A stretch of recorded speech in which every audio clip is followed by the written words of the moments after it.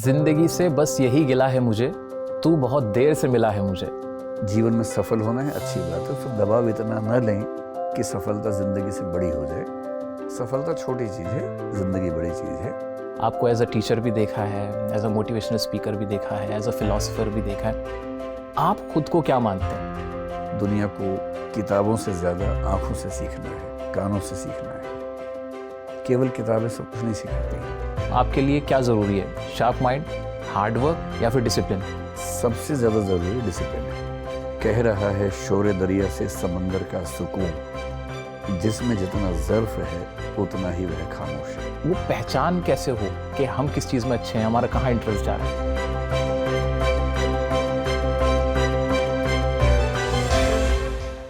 English का एक quote है, don't raise your voice, improve your argument. और एक शख्सियत हैं जिन्होंने इस कोट को लिटरली जस्टिफाई किया है और आज वो मेरे साथ मौजूद हैं। Welcome sir. नमस्कार, नमस्कार, शुक्रिया। तो सबसे पहले तो मैं आपको थैंक यू कहना चाहता हूँ। आपने मुझे और हमारे सभी दर्शकों को मौका दिया, अपना कीमती वक्त दिया कि हम आपसे कुछ बातचीत कर सकें। मैं भी आपको धन्यवाद कहूँगा कि आपने मुझे बुलाया, और आपको मैंने यूट्यूब पे देखा एक दो बार कोविड के दौर में, तो मुझे लगा कि टीचर को इतना ही प्यारा होना चाहिए कि वो डियर सर केवल नाम में ना हो बल्कि बच्चों को लगता भी हो। तो मुझे खुशी है कि आपके साथ में बात कर रहा हूँ, और आप अच्छे टीचर हैं, अच्छे से पढ़ाते हैं बच्चों को। मुझे अच्छा लगा देख के आपको। अच्छा सर, अगर मैं गलत नहीं हूँ तो ये पहली बार ऐसा हो रहा है जहाँ पे आपसे बातचीत करने के लिए कोई टीचर ही आपके सामने बैठा हुआ है। हाँ कह सकते हैं। तो मैं कोशिश करूंगा कि मैं जो भी बच्चों के डाउट्स हैं और जो टीचर्स को प्रॉब्लम्स फेस करनी पड़ती है या टीचर्स की जो माइंडसेट रहता है, उनके थॉट्स को भी मैं आपके सामने उनके बिहाफ में प्रेजेंट कर सकूं। हाँ हाँ, आपको जो पूछना पूछिए आराम से, बच्चों की तरफ से, टीचर्स की तरफ से, अपनी तरफ से निश्चिंत होकर बात कीजिए। सर, हमने आपको कई तरह के रोल्स में देखा है। आपको एज अ टीचर भी देखा है, एज अ मोटिवेशनल स्पीकर भी देखा है, एज अ फिलोसोफर भी देखा है। आप खुद को क्या मानते हैं? देखिए, फिलोसफर तो बहुत बड़ा शब्द है, वो तो मैं खुद को वहाँ तक नहीं सोच पाता हूँ। मोटिवेटर मैं हूँ नहीं, क्योंकि मैं मोटिवेट करने के भाव से कुछ कहूँ ऐसा मैं कभी नहीं करता हूँ। ये ज़रूर है कि कुछ बातें सुन के बच्चे मोटिवेट हो जाते हैं, लेकिन वो मेरा इंटेंट नहीं है कि मैं उस रास्ते पर बढ़ूँ। टीचर मैं बाय प्रोफेशन हूँ, मैं पढ़ाता हूँ, लेकिन हम लोग जब साहित्य पढ़ते हैं तो कबीरदास एक बहुत प्रसिद्ध कवि हैं, आप जानते होंगे। उनके बारे में एक सवाल अक्सर डिस्कस करते हैं कि कबीर एक मल्टी फैसेटेड इंडिविजुअल रहे। जैसे पश्चिम में लियोनार्डो दा विंसी के बारे में, दा विंची के बारे में ऐसा कहते हैं कि वो क्या नहीं करते थे, हर चीज़ करते थे। भारत में अमीर खुसरो को लेके कहते हैं, कबीर को लेके कहते हैं। तो वहाँ एक सवाल आता है कि जब कोई व्यक्ति कई काम करे तो पहचाने कैसे कि ये मूल रूप से क्या है। तो उस सवाल में हम ये देखते थे कि कबीर को सबसे ज़्यादा सुख किस चीज़ में मिलता है। वो समाज सुधारक भी थे, भक्त भी थे, कवि भी थे, संत भी थे, पर अलग अलग थिंकर्स ने अलग अलग आधार पर फैसले किए कि वो मूल रूप से क्या है। तो ये जो मूल रूप वाला प्रश्न है, मेरे हिसाब से इसका फैसला इस बात से होना चाहिए कि किसी व्यक्ति को क्या करने में सबसे ज़्यादा आनंद मिलता है। अगर आप मुझसे पूछें तो मैं मूल रूप से ना टीचर हूँ, ना मोटिवेटर हूँ, ना फिलोसोफर हूँ। मैं मूल रूप से एक विद्यार्थी हूँ, स्टूडेंट हूँ, और मैं ताउम्र विद्यार्थी ही बने रहना चाहूँगा। और मैंने पिछले लंबे फेजेस में देखा ज़िंदगी में, मुझे सबसे ज़्यादा सुकून पढ़ने में मिलता है या सीखने में मिलता है। ऐसा नहीं कि किताब से ही पढ़ना है, वो किसी भी रूप में। आपसे बात करके शायद आज मैं दो बातें और सीख लूँगा, तो वो भी सीखना ही हुआ ना। तो जो सुख सीखने में है, वैसा सुख मेरी राय में किसी और चीज़ में नहीं है। इसलिए मैं खुद को डिफाइन करूँगा तो एज ए स्टूडेंट ही करूँगा। बहुत खूब। तो सर, ये जो कॉन्सेप्ट होता है कि कोई किसी चीज़ में बेस्ट हो जाता है, तो आपके अकॉर्डिंग क्या ये कॉन्सेप्ट सही है? फॉर एग्जांपल, मैं एज अ टीचर बात करूं तो कि मैं बेस्ट टीचर हूं इस पर्टिकुलर सब्जेक्ट का, या फिर एक एज अ स्टूडेंट बात करूं कि मेरा तो इस सब्जेक्ट पे बहुत कमांड है, मैं इसमें बेस्ट हूं। तो बेस्ट जैसा तो फिर कोई चीज़ आई थिंक होती नहीं फिर। नहीं होती है। ये कई चीज़ों से तय होता है।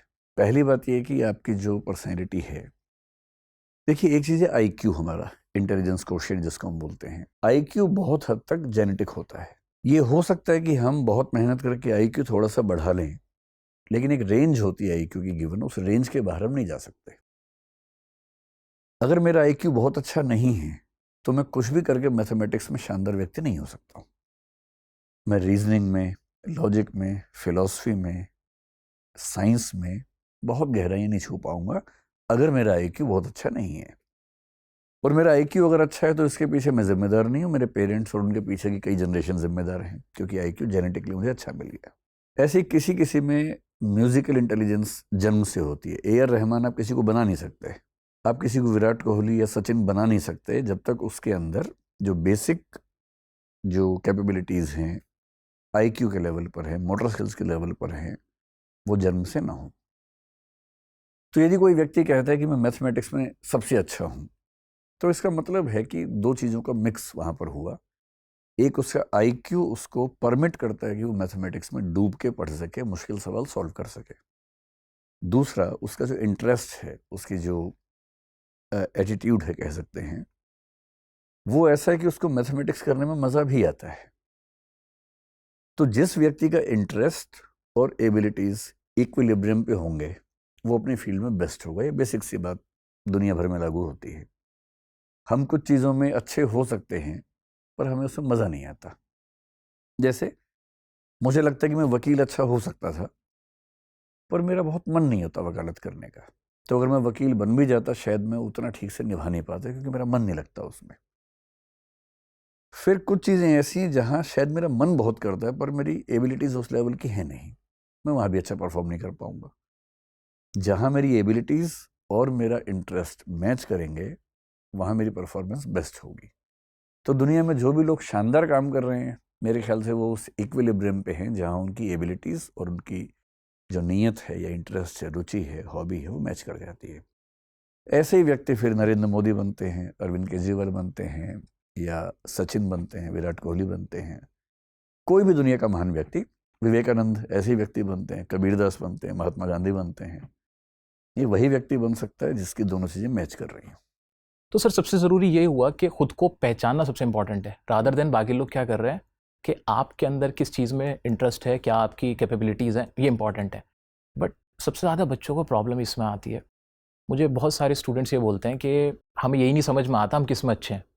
उनके जो मार्क्स के अगर आधार पे देखा जाए तो उनका जो रिजल्ट होता है वो लगभग सेम सा ही होता है। साइंस में भी उतने मार्क्स आ गए, मैथ्स में भी आ गए, इंग्लिश में भी आ गए।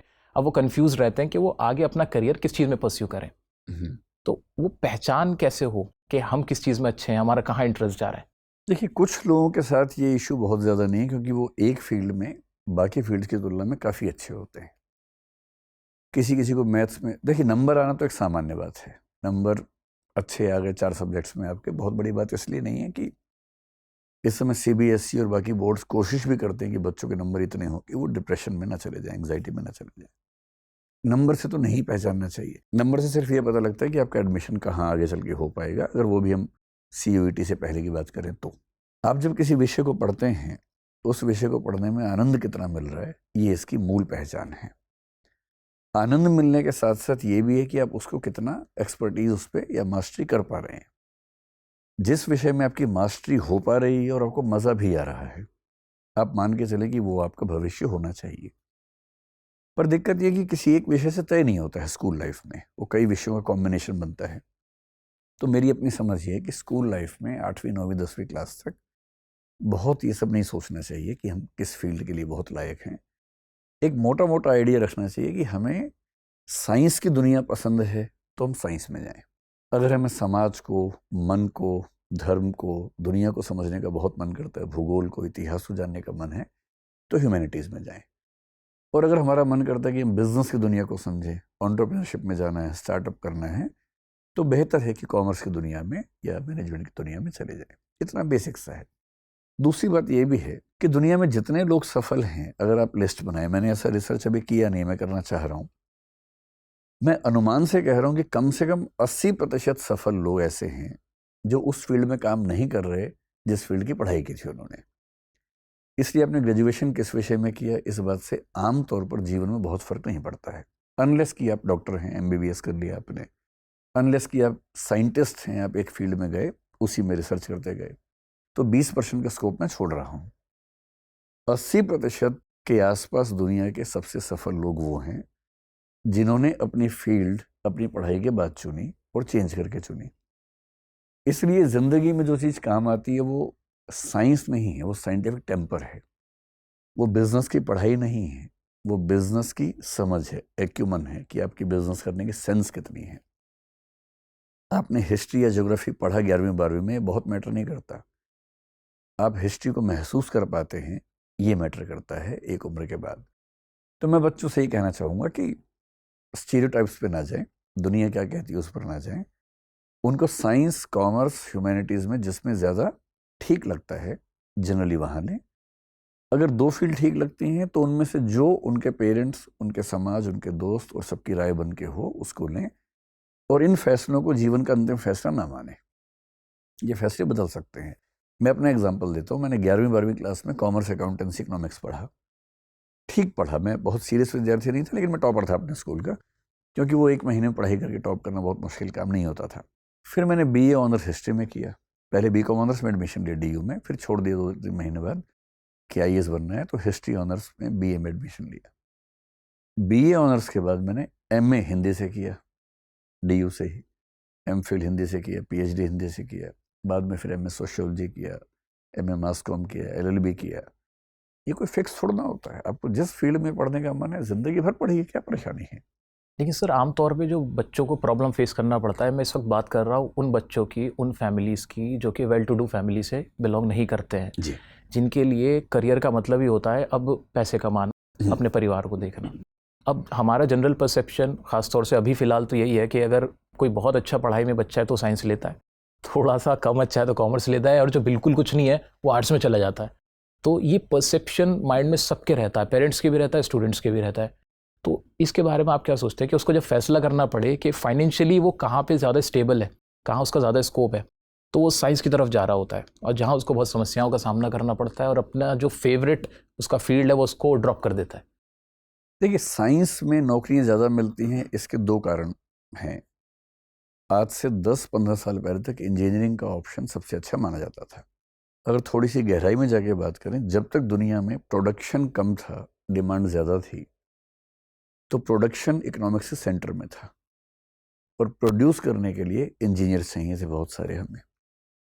इसलिए जिसको प्रोड्यूसर सेंट्रिक मार्केट कहते हैं, उसमें इंजीनियर्स की डिमांड सबसे ज़्यादा होती है, और इंजीनियरिंग के लिए साइंस पढ़नी पड़ती है आपको। मेडिकल साइंस को मैं भी अलग अलग रख के बात कर रहा हूँ।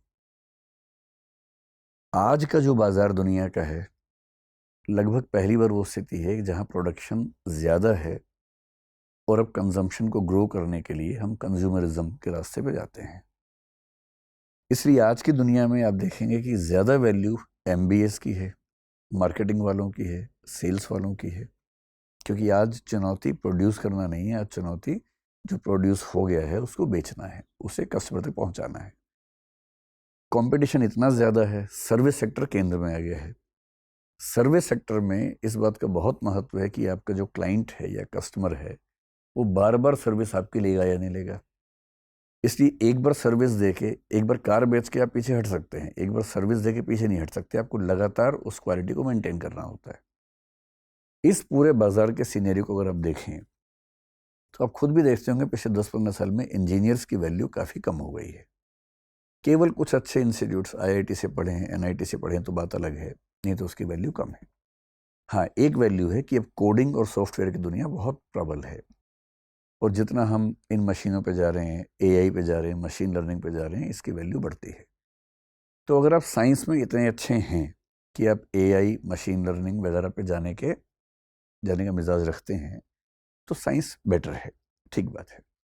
अभी अगले 8-10 साल, 15 साल जो लोग कोडिंग की दुनिया में हैं, जो लोग AI की दुनिया को समझेंगे, निश्चित रूप से वो काफ़ी सफल रहने वाले हैं, ये बात सही है। साइंस का दूसरा फ़ायदा ये होता है कि साइंस के बाद आप किसी भी फील्ड में जा सकते हैं। आप 11वीं 12वीं में आर्ट्स पढ़ने के बाद BSc नहीं कर सकते, पर आप 11वीं 12वीं में साइंस पढ़ने के बाद BA कर सकते हैं, BCom कर सकते हैं। तो साइंस से बाकी फील्ड्स में जाना आसान रहता है। अगर मैं इन 2 फायदों को छोड़ दूं, इंटरेस्टिंग बात है कि आजकल कोडिंग की दुनिया में ऐसे कई लोग जा रहे हैं जो साइंस के लोग नहीं हैं, क्योंकि कोडिंग सीखना बहुत बेसिक सी बात है। अगर आपके पास IQ ठीक ठाक है, एक बेसिक कॉमन सेंस ठीक से काम करती है, कोडिंग आप सीख सकते हैं।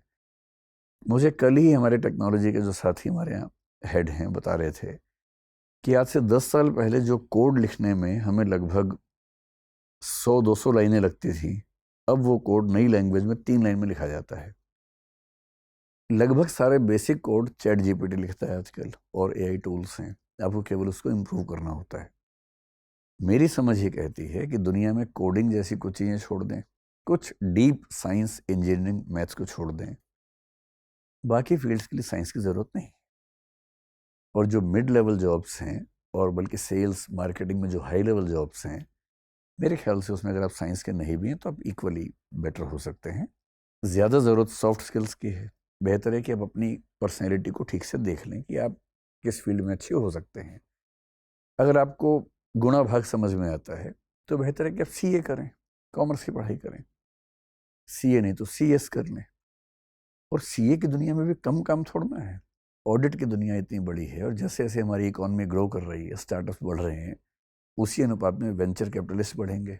ये सारी दुनिया चार्टर्ड अकाउंटेंट्स वगैरह की होती है, जो इकोनॉमिक्स की दुनिया के लोग हैं उनकी दुनिया है। अगर आप ह्यूमैनिटीज़ में हैं और भाषा पे आपकी अच्छी पकड़ है, स्पेशली अगर आपकी 2 भाषाओं पे अच्छी पकड़ है, जैसे भारत की बात करें, हिंदी अंग्रेजी पे अगर आपकी अच्छी पकड़ है, तो मीडिया की पूरी दुनिया, जर्नलिज्म की दुनिया, अब तो ये YouTube digital journalism, digital platforms एज बहुत में अवेलेबल हो गए। इतनी बड़ी दुनिया है, कहीं कोई लिमिट है ही नहीं इसकी। और मैंने तो हर फील्ड में ऐसे लोग देखे हैं जो ह्यूमैनिटीज़ के हैं, कॉमर्स के हैं, और ज़्यादा सफल हैं। सर मीडिया की बात हो रही है, मुझे कहीं से पता चला था कि आपको मूवीज़ में बड़ा इंटरेस्ट है, फिल्म्स जी वगैरह में, जी। और हमने आपको 12th फेल के ट्रेलर में भी देखा, तो वो सब क्या है, ज़रा बताइएगा। ये बात सही है कि मुझे फिल्म मेकिंग का शौक लंबे समय तक रहा है, और मैं कॉलेज के बाद के दिनों में सोचता था कि फिल्म डायरेक्ट करूँगा। और 3 इडियट्स जैसी फिल्म, बल्कि ललन टॉप में इंटरव्यू कुछ दिन पहले मेरा हुआ तो उन्होंने पूछा था, तो मैंने बताया भी था कि मेरा मन करता है कि 3 इडियट्स जैसी कोई फिल्म बनाऊँ, जो एजुकेशनल बेस्ड हो एजुकेशन से ज़्यादा, मतलब जिसमें मनोरंजन भी हो और एक मैसेज भी हो। अब संयोग ये है कि इस, मतलब शुद्ध रूप से संयोग है कि 4 साल पहले मेरे एक विद्यार्थी अनुराग पाठक ने एक नॉवल लिखा अपने ही एक दोस्त के बारे में। मनोज शर्मा एक आईपीएस ऑफिसर हैं, श्रद्धा उनकी पत्नी है। ये दोनों मेरे स्टूडेंट्स हैं। श्रद्धा आईआरएस हैं, काफ़ी सीनियर रैंक पे दोनों लोग इस समय काम करते हैं। अनुराग भी जॉइंट कमिश्नर है जिन्होंने लिखा नॉवल। तो मनोज की स्ट्रगल वाली लाइफ पे नॉवल लिखा, क्योंकि मनोज चंबल के रहने वाले, 12वीं क्लास में वो फेल हो गया था स्कूल में। उसके बाद उसने स्ट्रगल करते करते आईपीएस का पद हासिल किया। जनरल कैटेगरी से भी था, तो रैंक भी उसको अच्छा चाहिए था।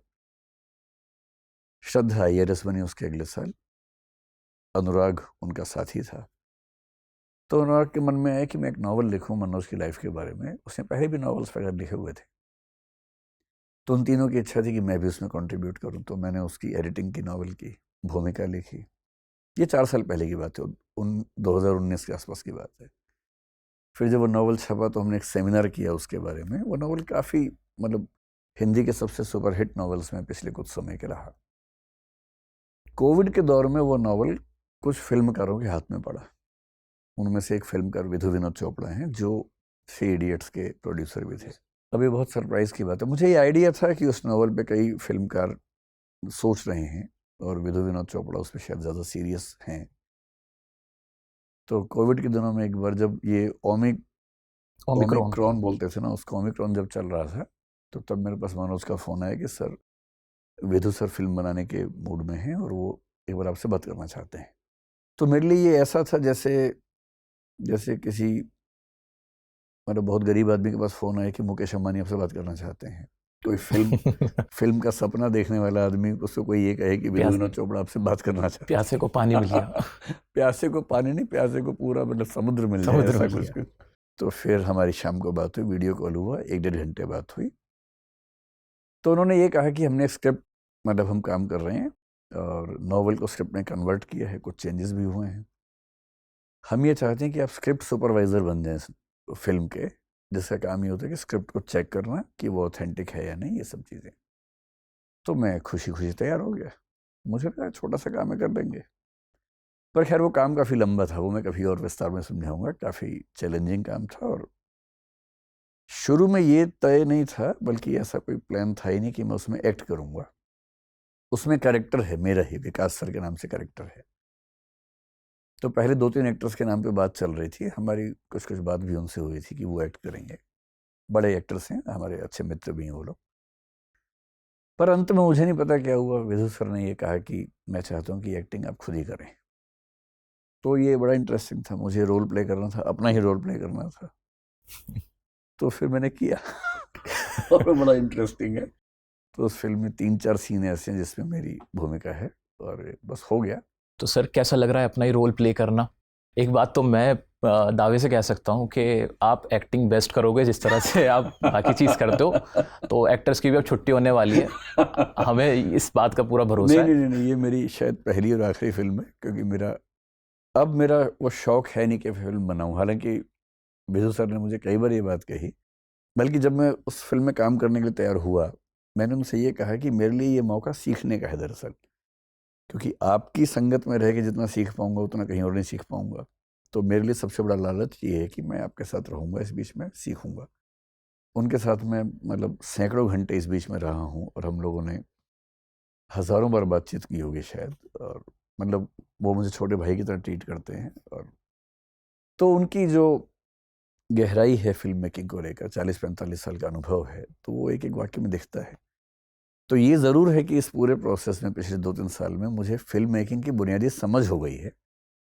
कैमरा की समझ भी हो गई है, एडिटिंग की समझ भी हो गई है, कैसे साउंड और कैसे हम कलर मिक्सिंग होती है फिल्म में, उससे क्या इम्पैक्ट आता है, स्क्रिप्ट लिखना कितना अलग है नॉवल लिखने से, किन किन चीज़ों की वैल्यू है, ये सब मुझे एक समझ हुई है। इतनी शायद नहीं है कि मैं कोई बहुत महान फिल्म मेकर बन जाऊंगा। फिल्म बनाना चाहूँ तो मैं प्रयोग कर सकता हूँ, लेकिन अब मेरी जो आगे की योजनाएं हैं अपने जीवन को लेकर, मुझे लगता नहीं कि मैं इतना समय निकाल पाऊंगा कि मैं फिल्म बनाऊं। तो शायद ये मेरा पहला और आखिरी प्रयोग था, हो गया बस। अगर ये प्रयोग लोगों को बहुत पसंद आया और वो आपको आगे भी देखना चाहे एज एन एक्टर, तो फिर आप क्या करेंगे? मतलब कोई अगर बहुत अच्छा प्रोजेक्ट है, अच्छी थीम पे है, और कोई मुझे कहे कि 1 आध मिनट का रोल कर दो कैमियो टाइप का, तो कर देंगे। लेकिन ऐसा कोई मैं कभी किसी के पास जाके रोल मांगूंगा ऐसा तो ज़िंदगी में कभी नहीं होने वाला क्योंकि मुझे ऐसा इंटरेस्ट भी नहीं। वैसे तो आप बिना एक्टिंग करे ही, बिना हीरो बने ही रियल लाइफ में करोड़ों लोगों के हीरो हैं, तो नो डाउट आपको तो इस चीज़ की ज़रूरत ही नहीं है कहीं से भी, लेकिन लोगों का प्यार है जो आपको एज एन एक्टर भी देखना पसंद करेंगे। चलिए। सर एक शेर है, जिंदगी से बस यही गिला है मुझे, तू बहुत देर से मिला है मुझे। हमारी लाइफ में बहुत से ऐसे लोग होते हैं जिन्हें मिलके हमें लगता है हमें पहले क्यों नहीं मिले, जिनमें से आप एक हो। लाखों करोड़ों लोग ऐसा सोचते हैं कि सर को हमने 2016 में ही क्यों देखा, इससे पहले क्यों नहीं देख पाए, हम मिस कर गए, तब हमारे पास यूट्यूब नहीं था, सोशल मीडिया नहीं था। तो क्या आपकी लाइफ में कोई ऐसा मेंटोर, ऐसा कोई टीचर, ऐसा कोई इंसान था जिसको मिलके आपको लगा कि यार मैं पहले मिल लेता तो मेरी लाइफ और बेटर होती या मेरे लिए बहुत अच्छा होता? मतलब देखने का नज़रिया है। अगर मुझे फिल्म मेकिंग में ही जाना होता तो मैं सोच सकता था कि अगर विधु विनोद चोपड़ा मुझे पहले मिल गए होते तो शायद मैं फिल्म बना रहा होता। पर मेरा नज़रिया आजकल ये भी है कि मैं बहुत शिकायतें मुझे ज़िंदगी से होती नहीं है।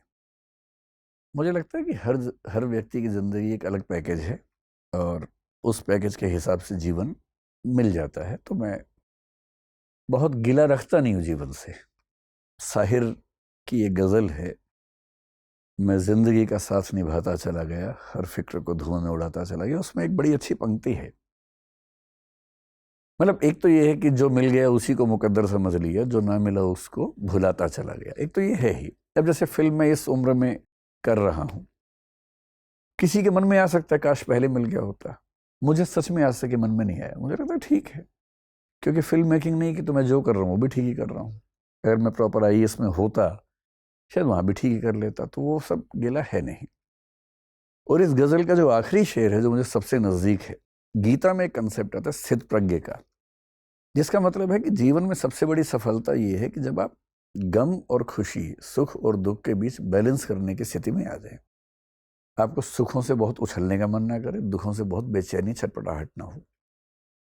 स्थित प्रज्ञ का जो कंसेप्ट है बड़ा गहरा कंसेप्ट है। उसको बहुत आसान भाषा में साहिर ने इस गज़ल के आखिरी शेर में कहा, गम और खुशी में फ़र्क ना महसूस हो जहां, मैं दिल को उस मुकाम पे लाता चला गया।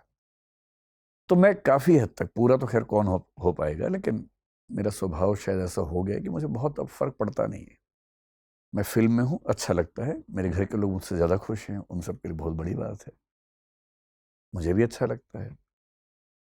पर ऐसा नहीं है कि अगर मैं फ़िल्म में ना होता तो मुझे बहुत गीला हो जाता है। ठीक है, जो हो गया बढ़िया है, जो होगा बढ़िया होगा। इसी भाव में रहता हूँ। सर अब सोशल मीडिया का ज़माना है और ख़ास तौर से जो यंगस्टर्स हैं, टीनेजर्स हैं, उन सभी को सोशल मीडिया की चमक धमक बहुत अट्रैक्ट करती है। हर कोई यूट्यूबर बनना चाहता है, हर कोई एजुकेटर बनना चाहता है। तो आपको क्या लगता है कि बच्चों को इस उम्र में, जिस उम्र में उन्हें पढ़ाई करने की ज़रूरत है या अपने करियर को प्लान करने की ज़रूरत है, वहाँ वो यूट्यूबर बनने की कोशिश कर रहे होते हैं और कुछ लोग कामयाब भी हो जाते हैं उसमें। तो उस पे आपका क्या टेक है? मतलब सोशल मीडिया आने के बाद ये तो है ही कि बहुत सारे करियर ऑप्शंस खुले हैं, और यूट्यूबर बनना, टिकटॉकर बनना, ये ऑप्शंस पहली बार उन बच्चों के लिए भी खुल गए हैं जिनके लिए करियर पहले नहीं होता था। पहले सीधी सी बात थी कि 12वीं करो, ग्रेजुएशन करो, फिर करियर शुरू होगा, उसके बाद पैसा कमाएंगे। अब पहली बार ऐसा हुआ कि आप गेमर बन के पैसा कमा सकते हैं शायद 10 साल की उम्र में ही। 5 साल का बच्चा यूट्यूबर बन के कुछ ऐसी हरकतें कर सकता है कि उसके अकाउंट में पैसा आना शुरू हो जाए, उसके पेरेंट्स के थ्रू ही बेशक। देखिए, जब जब नई तकनीक आती है दुनिया को एडजस्ट होना पड़ता है। एक सोशियोलॉजी नाम का विषय है, आप शायद जानते होंगे, उसमें एक थिंकर बड़े अच्छे हैं, अमेरिकन थिंकर थे 20वीं सेंचुरी में ही, टॉलकट पार्सन्स नाम था। उन्होंने एक बड़ी अच्छी बात कही। उन्होंने कहा कि सोसाइटी एक इक्विलिब्रियम है जिसमें बहुत सारी चीज़ें इक्वल पॉइंट पे आके टिकी रहती हैं। इनमें से कोई एक चीज़ आगे बढ़ जाती है, जैसे टेक्नोलॉजी आगे बढ़ गई। अब टेक्नोलॉजी आगे बढ़ती, समाज थोड़ा सा लड़खड़ाएगा, लेकिन कुछ समय के बाद जो बाकी पैर हैं समाज के, वो उसके हिसाब से आगे बढ़ के एडजस्ट कर लेंगे। इस कंसेप्ट को बोलते हैं मूविंग इक्विलिब्रियम, कि जो समस्थिति है वो बनी रहती है। कोई एक पैर आगे बढ़ता है या दाएं बाएं जाता है, थोड़ी देर के लिए लगता है कि लड़खड़ा गया मामला, फिर बाकी पैर एडजस्ट हो जाते हैं। इस तरह से समाज आगे बढ़ता है। मेरी बड़ी स्पष्ट समझ है कि समाज में जब भी कोई ऐसा ट्रांजिशन आता है, कुछ समय लगता है, कुछ समय के बाद समाज अपने रास्ते निकाल लेता है। तकनीक भी उसमें हेल्प करती है। जैसे अभी की स्थिति है, बच्चे यूट्यूब पे बहुत टाइम दे रहे हैं, फेसबुक पे टाइम दे रहे हैं, या जो भी नए इस तरह के ऐप्स हैं। अब ये समाज के सामने एक चुनौती है। बच्चों का स्क्रीन टाइम बहुत ज़्यादा है, अटेंशन का उनका स्पैन कम होता जा रहा है। ये सब एक चुनौती है। वो समाज से कट रहे हैं, एक वर्चुअल सोसाइटी में हमेशा एक्टिव हैं। वो 24 घंटे एक समाज में हैं, लेकिन रियल सोसाइटी से अलग है। उनका समाज है, फ़ोन के अंदर समाज है उनका, वो समाज उन्हें प्रभावित भी करता है। वो एक फ़ोटो खींच के डालते हैं, उस पर लाइक आता है, लाइक देख के खुश होते हैं, क्योंकि लाइक भी एक सामाजिक अंतरक्रिया ही तो हुई। पर वो 24 घंटे एक समाज से घिरे हुए हैं, जबकि 24 घंटे समाज से घिरा होना अच्छी बात नहीं है। कुछ मी टाइम भी होता है, कुछ फैमिली टाइम भी होता है। सोशल मीडिया ने व्यक्ति और समाज के बीच के अंतराल को समाप्त कर दिया है। अब 24 घंटे समाज के बीच में है। आप घर के अंदर भी हैं तो समाज लगातार आपको कमेंट से, लाइक से, डिसलाइक से आपको पोक कर रहा है, परेशान कर रहा है। जिसको रूसो ने कहा था, society is too much with us, समाज हमारे साथ बहुत ज़्यादा है, इतना नहीं होना चाहिए। वो तो उस ज़माने में कहा, 18वीं सेंचुरी में। आज रूसो होता तो मर ही गया होता देख के बेचारा। तो ये एक तनाव की स्थिति है। मैं भी अपने घर में देखता हूँ बच्चों को फ़ोन पे बहुत समय बच्चे क्यों, हम भी गुजारते हैं, पेरेंट्स भी गुजारते हैं, सभी गुजार रहे हैं, है ना? धीरे धीरे क्या होगा, इसके रास्ते निकलेंगे। जब समाज में तनाव बढ़ेगा, कुछ रास्ते निकलेंगे। जैसे मैं सोचता हूँ कि बच्चों के लिए कुछ ऐसे टैब्स आएंगे, बहुत जल्दी टैबलेट्स आएंगे। पेरेंटल कंट्रोल तो एक चीज़ है ही, पर पेरेंट्स अभी उतने जागरूक हैं, उनको पता नहीं कि कैसे यूज़ करना है, उसको तो नहीं कर पाते हैं। अब आज के समय में बच्चे के पास फ़ोन ना हो तो वो प्रिमिटिव स्टेज में चला जाता है एकदम, क्योंकि बाकी बच्चे फ़ोन से, यूट्यूब से, इंटरनेट से लेटेस्ट इन्फॉर्मेशन देख रहे हैं, चैट जीपीटी से इन्फॉर्मेशन निकाल रहे हैं। अगर आपने फ़ोन छीन लिया तो बच्चा एकदम आदिम युग में चला गया। एक ये समस्या है। तो कुछ ऐसे टैबलेट्स मुझे लगता है बहुत जल्दी कुछ कंपनियां निकालने वाली हैं, सरकार कुछ ऐसा करेगी जिसमें एजुकेशनल टूल्स सारे होंगे। नॉन एजुकेशनल टूल्स पे कुछ कंपल्शंस होंगी, लिमिट्स होंगी, कि आप 1 घंटे से ज़्यादा एक दिन में इंस्टाग्राम प्लस फेसबुक प्लस जो भी 3-4 चैनल्स हैं, टिकटॉक वगैरह जो होते हैं, गुजार ही नहीं सकते। और आप जिस भी टैब पे जाएंगे, आपका बायोमेट्रिक मार्कर है, आपकी आंख से वो पहचान रहे हैं। आप किसी भी और सिस्टम पे जाएंगे तो आपकी आंख से ही पहचान जाएगा, आपके सामने खुलेगा ही नहीं।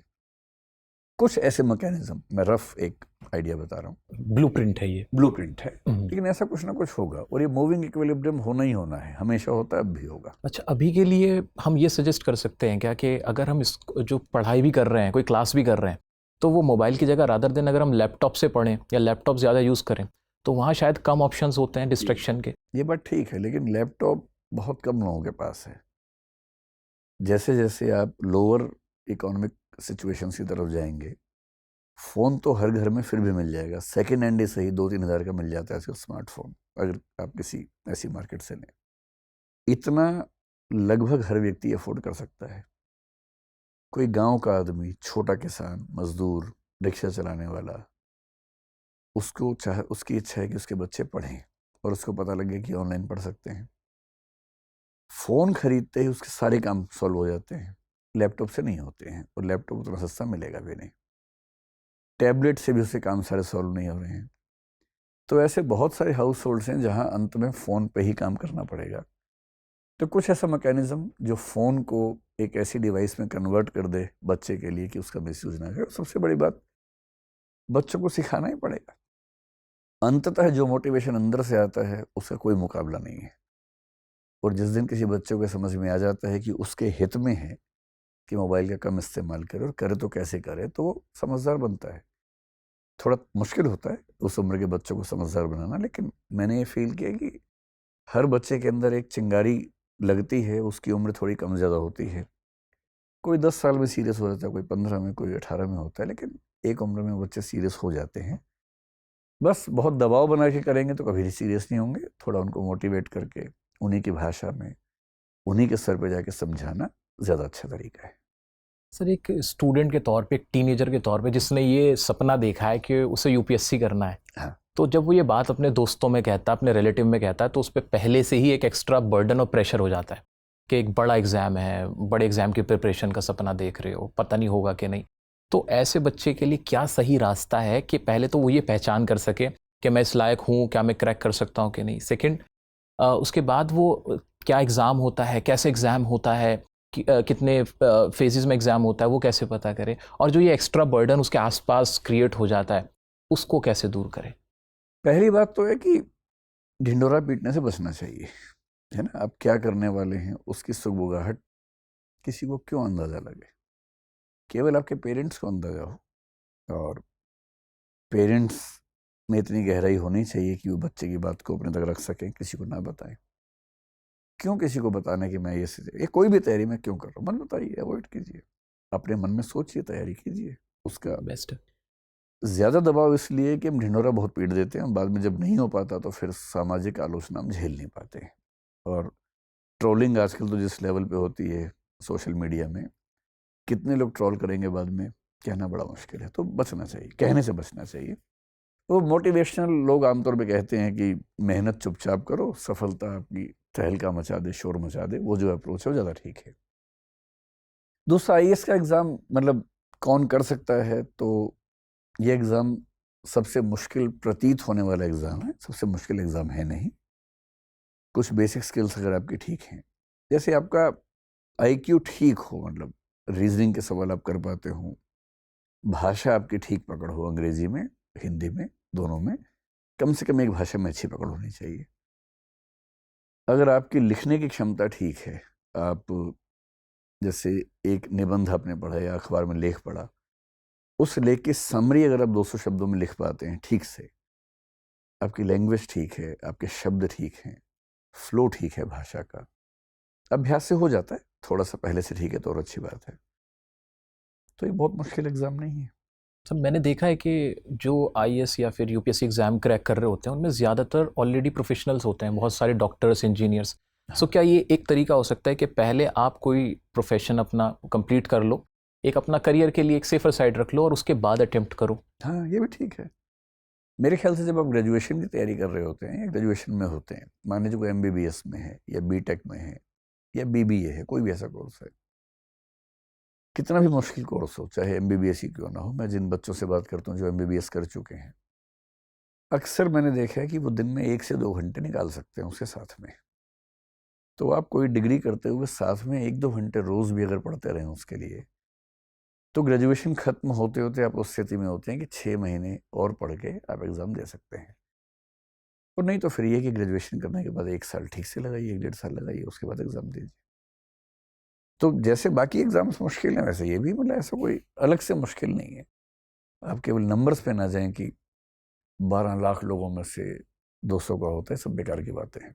आपको बड़ा आश्चर्य होगा कि 12 लाख लोग फॉर्म भरते हैं आईएएस का, उनमें से 7 लाख लोग प्रीलिम्स का एग्ज़ाम देने जाते ही नहीं है। सीरियसली? जी, प्रीलिम्स का एग्ज़ाम देने वालों की संख्या 5 लाख होती है, फॉर्म भरने वाले 12 लाख होते हैं। और तो नंबर्स बढ़ जाते हैं। दुनिया 12 लाख 12 लाख 12 बोल लाख के है। परेशान रहती है, 5 ही लाख लोग होते हैं। उन 5 लाख में जो सीरियस प्रिपरेशन करते हैं, मेरे अनुमान से उनकी संख्या 1 लाख से ऊपर नहीं होती है। तो बेसिकली आपको 1 लाख में से 1000 में आना है सिविल सर्वेंट बनने के लिए। प्रॉपर आईएएस बनने के लिए आपको 1 लाख में से 180 में आना होता है। तो ये इस लेवल का कंपटीशन तो भारत में हर जगह है। स्पोर्ट्स में जाएं, पॉलिटिक्स में जाएं, एसएससी में जाएं, कहीं भी जाएंगे आप, इतना कंपटीशन तो है ही हमारे देश में, तो यहाँ भी है। Sir as an English teacher, English का क्या रोल होता है यूपीएससी के अंदर, सिविल सर्विसेज में? देखिए, यूपीएससी में इंग्लिश का जो रोल है, मेंस में क्वालिफाइंग पेपर है इंग्लिश का, जो सबको क्वालिफाई करना होता है। बहुत मुश्किल नहीं होता है। अगर किसी की बहुत बेसिक लेवल पे इंग्लिश ठीक ठाक है तो पास कर लेता है उसको। उसमें एक ऐसे लिखना होता है, प्रेसी राइटिंग होता है और कुछ ग्रामर के क्वेश्चंस आते हैं। बाकी प्रीलिम्स में जो सीसेट है उसमें कॉम्प्रीहेंशन का एक हिस्सा है जो दोनों भाषाओं में होता है, लेकिन कभी कभी थोड़ा सा अंग्रेजी में देख लेने से कुछ शब्द ठीक से समझ में आते हैं। तो कंपलसरी पार्ट तो केवल इतना है कि मेंस में एक क्वालिफाइंग पेपर है जो पास करना होता है, उसके अलावा कोई अनिवार्य भूमिका नहीं है। लेकिन जैसे इंटरव्यू में अगर आप अंग्रेजी समझते हैं, कम से कम सवाल समझ लें, 2-4 वाक्य बोल भी दें अंग्रेजी में, तो उसका असर काफ़ी अच्छा होता है। और ज्ञान के मामले में अंग्रेजी आना तो बेहतर है ही, क्योंकि हिंदी में हम कितनी भी कोशिश कर लें उतना अच्छा कंटेंट हमेशा नहीं मिल पाता है।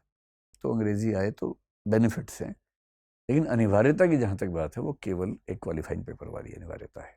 सर कोई स्टूडेंट है, अभी मान लीजिए 10th क्लास में है, वो आगे सपना देख रहा है कि वो यूपीएससी करेगा, उसने डिसाइड किया हुआ है, तो वो अपने किन फील्ड्स को, किन सब्जेक्ट्स को अपना स्ट्रॉन्ग बनाए ताकि वो आगे क्वालिफाई करने के उसके चांसेस बढ़ जाएं? देखिए, जो मेंस का एग्ज़ाम है उसमें एक ऑप्शनल सब्जेक्ट लेना होता है, वो तो बाद में डिसाइड कर लेगा बच्चा, अभी नहीं करना चाहिए। अभी उसको जो जनरल स्टडीज़ हैं, हिस्ट्री है, ज्योग्राफी है, साइंस है, सिविक्स जिसको आप बोलते होंगे, उसको पॉलिटी बोलते हैं यहाँ पर, इन सबको ध्यान से देखते रहना चाहिए। और क्योंकि सीसेट के पेपर में, प्रीलिम्स में एक क्वालिफाइंग पेपर होता है, इसमें मैथ, रीजनिंग, कॉम्प्रीहेंशन आता है, तो बेहतर है कि वो अखबार का रोज़ एक लेख पढ़ने का अभ्यास कर ले, तो कॉम्प्रीहेंशन उससे हो जाता है। बस जो अच्छे शब्द हैं उनको नोट करते रहें, एक लेख रोज़ पढ़ते रहें, लिखने का अभ्यास थोड़ा सा करते रहें। और पढ़ाई करने की बात है तो history, polity, economy, science, geography, ये चीज़ें पढ़ लें। हालांकि नहीं भी पढ़ पाएंगे तो ग्रेजुएशन के बाद 1 साल में सब हो जाएगा, पर पहले से पढ़ते रहेंगे तो आसान रहेगा थोड़ा सा। सर बच्चों की लाइफ में, ख़ास तौर से मैं अभी बात कर रहा हूँ स्कूल स्टूडेंट्स की, जो छोटे होते हैं, टीनेजर्स होते हैं, उनकी लाइफ में बहुत तरह के डिस्ट्रैक्शंस होते हैं। अपोजिट जेंडर की तरफ भी डिस्ट्रैक्शन होता है। साथ ही इसी से रिलेटेड एक और बात है कि यूँ कहा जाता है कि बच्चों को पहले से ही माँ बाप अगर अवेयर कर दें सेक्स एजुकेशन की तरफ, उनको सिखा दें, समझा दें, तो वो फिर अपने ट्रैक से ऑफ नहीं जाएंगे। जी, इसके बारे में आपकी क्या राय, कैसे उन डिस्ट्रैक्शन से दूर रहा जाए? और फिर एट द सेम टाइम मैंने आपको भी सुना है कहते हुए कि प्यार करना अच्छी बात है, और बच्चों कई लोग बोलते हैं, तो प्यार की सही उम्र क्या है? देखिए, पहली बात तो डिस्ट्रैक्शन से दुनिया में किसी बच्चे को आप बचा नहीं पाएंगे, कितनी भी ताकत लगा लें। ठीक है, आप भी नहीं बच पाए होंगे, मैं भी नहीं बच पाया था, हमारे पेरेंट्स भी नहीं बच पाए होंगे उस उम्र में, क्योंकि वो स्वाभाविक बात है। 13 से 19 साल के बीच की जो उम्र है, टीनेज, जिस समय हमारे फिजिकल चेंजेस बॉडी में आने लगते हैं, हार्मोन्स चेंज होने लगते हैं, वो प्रकृति की भाषा है कि वो अपने आप ऐसी इच्छाएं पैदा करती है, ऐसी जिज्ञासाएं पैदा करती है। अब किसी भी तरीके से प्रकृति के डिज़ाइन को चेंज कर देंगे, संभव नहीं है।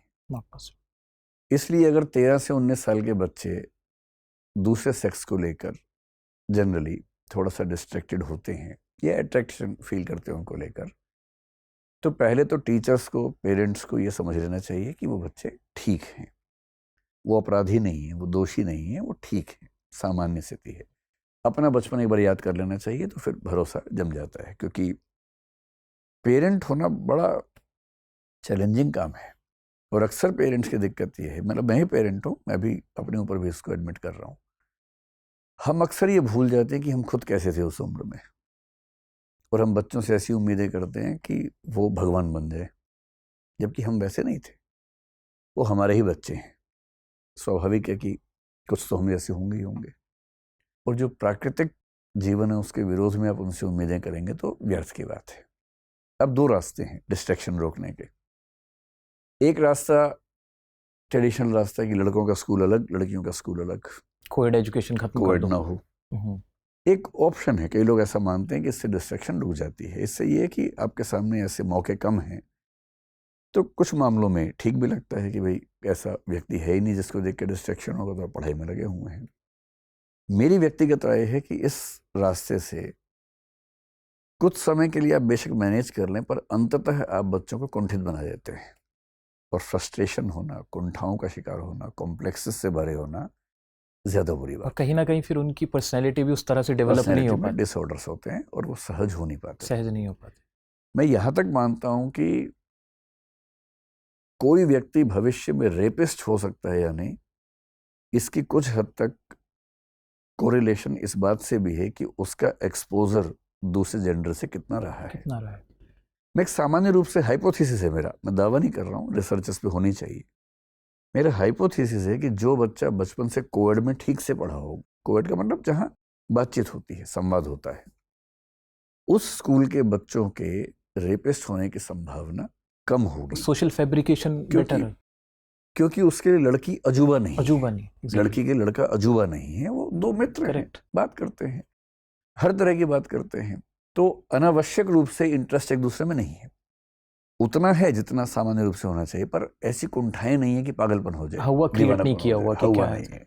मेरी व्यक्तिगत राय ये है कि को एजुकेशनल सिस्टम बेहतर है, और इंटरेक्शन ज़्यादा होने से दूरियां कम होती हैं। और मैं उस दूरी की बात नहीं कर रहा, ये नहीं कि प्यार मोहब्बत शुरू हो जाएगा।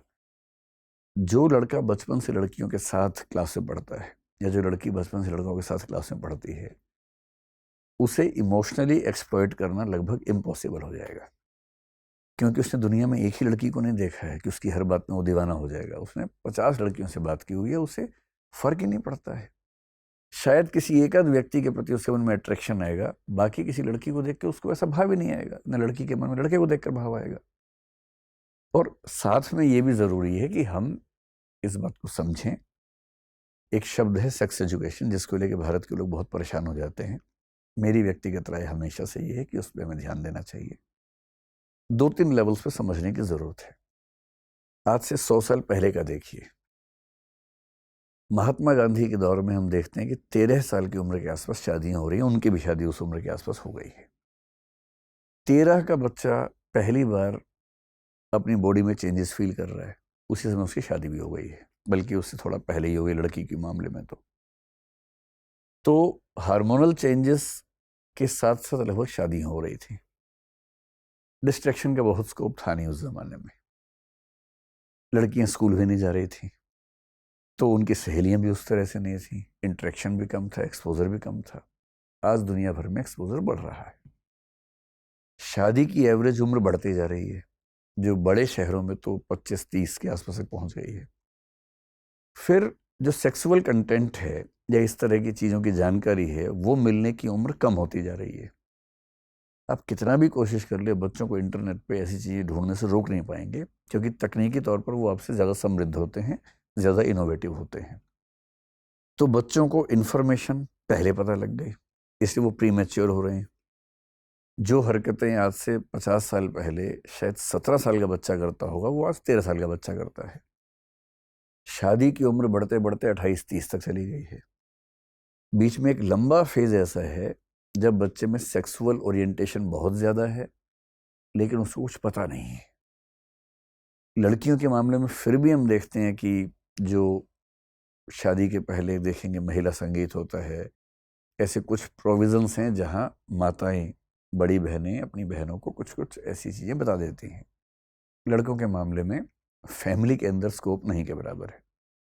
मैंने अपने समाज में किसी बाप को अपने बेटे को सेक्सुअल एजुकेशन देते हुए नहीं देखा है, माँ को भी नहीं देखा है। माँ बेटी को बेशक बात कर लेगी, बेटे के साथ बहुत सहज नहीं होगी बात करने में। मैं 95% फैमिलीज की जनरल बात कर रहा हूँ, परसेप्शन कुछ फैमिली ऐसी हो सकती हैं जो इस लेवल बात कर लेती हूँ। वो बेटा कहाँ से समझे चीज़ों को, उसके शरीर के अंदर चेंजेस आ रहे हैं, वो जानना चाहता है चीज़ों को, कहाँ से जाने। पेरेंट्स सिखा नहीं रहे हैं, स्कूल में अब सिखाना चाहते नहीं हैं। एक ही रास्ता बचता है, या तो उसके दोस्तों में से कोई दोस्त इधर उधर से अधूरी जानकारी इकट्ठी करेगा, वो भी हंसी मजाक में वो ज्यादा शेयर करेगा। उनमें से कई ऐसी बातें होंगी जो दिमाग में गलत फहमी बैठा देंगी। और कई लड़कों को मैंने देखा है, बच्चों को देखा है, वो ऐसी बातों को लेकर टेंशन में है जिन बातों का महत्व जीवन में है ही नहीं। करेक्ट। पर क्योंकि उनको गलत सोर्सेस से चीज़ें पता लगी, इसलिए ऐसा हो रहा है। इसलिए कॉम्प्रिहेंसिव सेक्स एजुकेशन, जिसका दरअसल इसका नाम थोड़ा परेशान करने वाला है। वो नाम सेक्स एजुकेशन का नाम आप हेल्थ एजुकेशन कर हेल्थ दीजिए, एजुकेशन, सब ठीक हो जाएगा। फिजिकल हेल्थ एजुकेशन भी कर देंगे तो भी चल और जाएगा। उसमें करना क्या है, सबसे पहले बच्चों को ये सिखाना है कि यदि कोई उनको एक्सप्लॉइट करना चाहे तो कैसे बचना है। बैड टच, बैड टच क्या है, गुड टच क्या है, उसकी सेंस समझानी है। अगर कोई सेक्सटोर्शन जैसी स्थिति में उनको लाना चाह रहा है, उनका एक वीडियो कॉल पे लिया, जल्दी से वीडियो बना लिया, फिर ब्लैकमेल करना शुरू कर दिया, ये सब तो आजकल खूब होता है। खूब होता है। तो अगर बच्चा ऐसी किसी कंडीशन में फंस गया है तो उसमें कैसे खुद को संभालना है। कोई उसको बड़ी उम्र का व्यक्ति एक्सप्लॉइट करना चाह रहा अनड्यू है, इन्फ्लुएंस, कैसे उसको निकलना है बाहर। और मैंने तो देखा है कि जिन देशों में ये पढ़ाया जाता है, सिखाया जाता है, वो बेहतर है। ये भी सिखाना है कि इन चीज़ों की सही उम्र क्या होती है, गलत उम्र में इन चीज़ों में जाने से क्या नुकसान हो सकते हैं, ये भी सिखाना उसका पार्ट है। तो सेक्स एजुकेशन का मतलब ये नहीं होता कि सेक्सुअल ट्रेनिंग देनी है, समझ पैदा करनी है जीवन के एक ऐसे हिस्से के बारे में जो महत्वपूर्ण है, लगभग अनिवार्य है, और उसके बारे में जानकारी देने वाला कोई है नहीं। क्या हम आज भी इन चीज़ों को लेके स्टीरियोटाइपिस्ट हैं? फैमिली में ये माइंडसेट है कि वैसे तो पढ़ाई लिखाई खूब कर ली, हाँ, सारी चीज़ें बदल ली, लेकिन इन चीज़ों को लेके एक टैबू क्रिएट किया हुआ है। टैबू जैसा, टैबू क्या बोलते हैं, जो भी है वो टैबू है कि घर के लोग इन मुद्दों पर बात नहीं करते हैं। अभी एक इंडियन रिसर्च मैंने पढ़ी है जिसमें बताया गया कि 90% से ऊपर फैमिलीज़ में, शायद 95%, इस मुद्दे पर कोई बात ही नहीं होती है। आप सब टीवी देख रहे हैं, अचानक कोई ऐसा कंटेंट आ गया, कोई एडवर्टाइजमेंट आ गया, सैनिटरी नैपकिन का ही मान लीजिए आ गया, तो तुरंत टीवी म्यूट होता है, चैनल चेंज हो जाता है, बात नहीं होती है। और जब मैं ये कह रहा हूँ तो मैं अपने घर की बात भी कर रहा हूँ, क्योंकि हम सबके घरों का माहौल ऐसा है कि वो एक दिन में बदलेगा भी नहीं, वो बदलने में समय लगता है। तो जब सारे रास्ते बंद हैं तो कोई तो रास्ता खोले। कुछ ऐसे शानदार टीचर्स हों जो इन चीज़ों को बहुत ही गहराई के साथ, सलीके के साथ और ट्रांसपेरेंसी के साथ भी, और थोड़ा सा पर्दा बनाए रखते हुए कि भाषा स्खलित ना हो जाए, चीप ना हो जाए, पूरी गहराई और गरिमा मेंटेन रखते हुए लड़कों को, लड़कियों को समझा सकें कि जीवन का ये पक्ष क्या है। कमेंट में लोग आपका नाम लिखेंगे इस चीज़ के लिए, क्योंकि हाँ, तो मैं भी तैयार हूँ, मुझे कोई दिक्कत नहीं। मैं ऐसे सेशंस, मतलब मैंने उस चीज़ को पढ़ाने के लिए कोई ट्रेनिंग नहीं ले रखी, हो सकता है कोई ट्रेनिंग की ज़रूरत होती हो, लेकिन मुझे कोई दिक्कत नहीं है।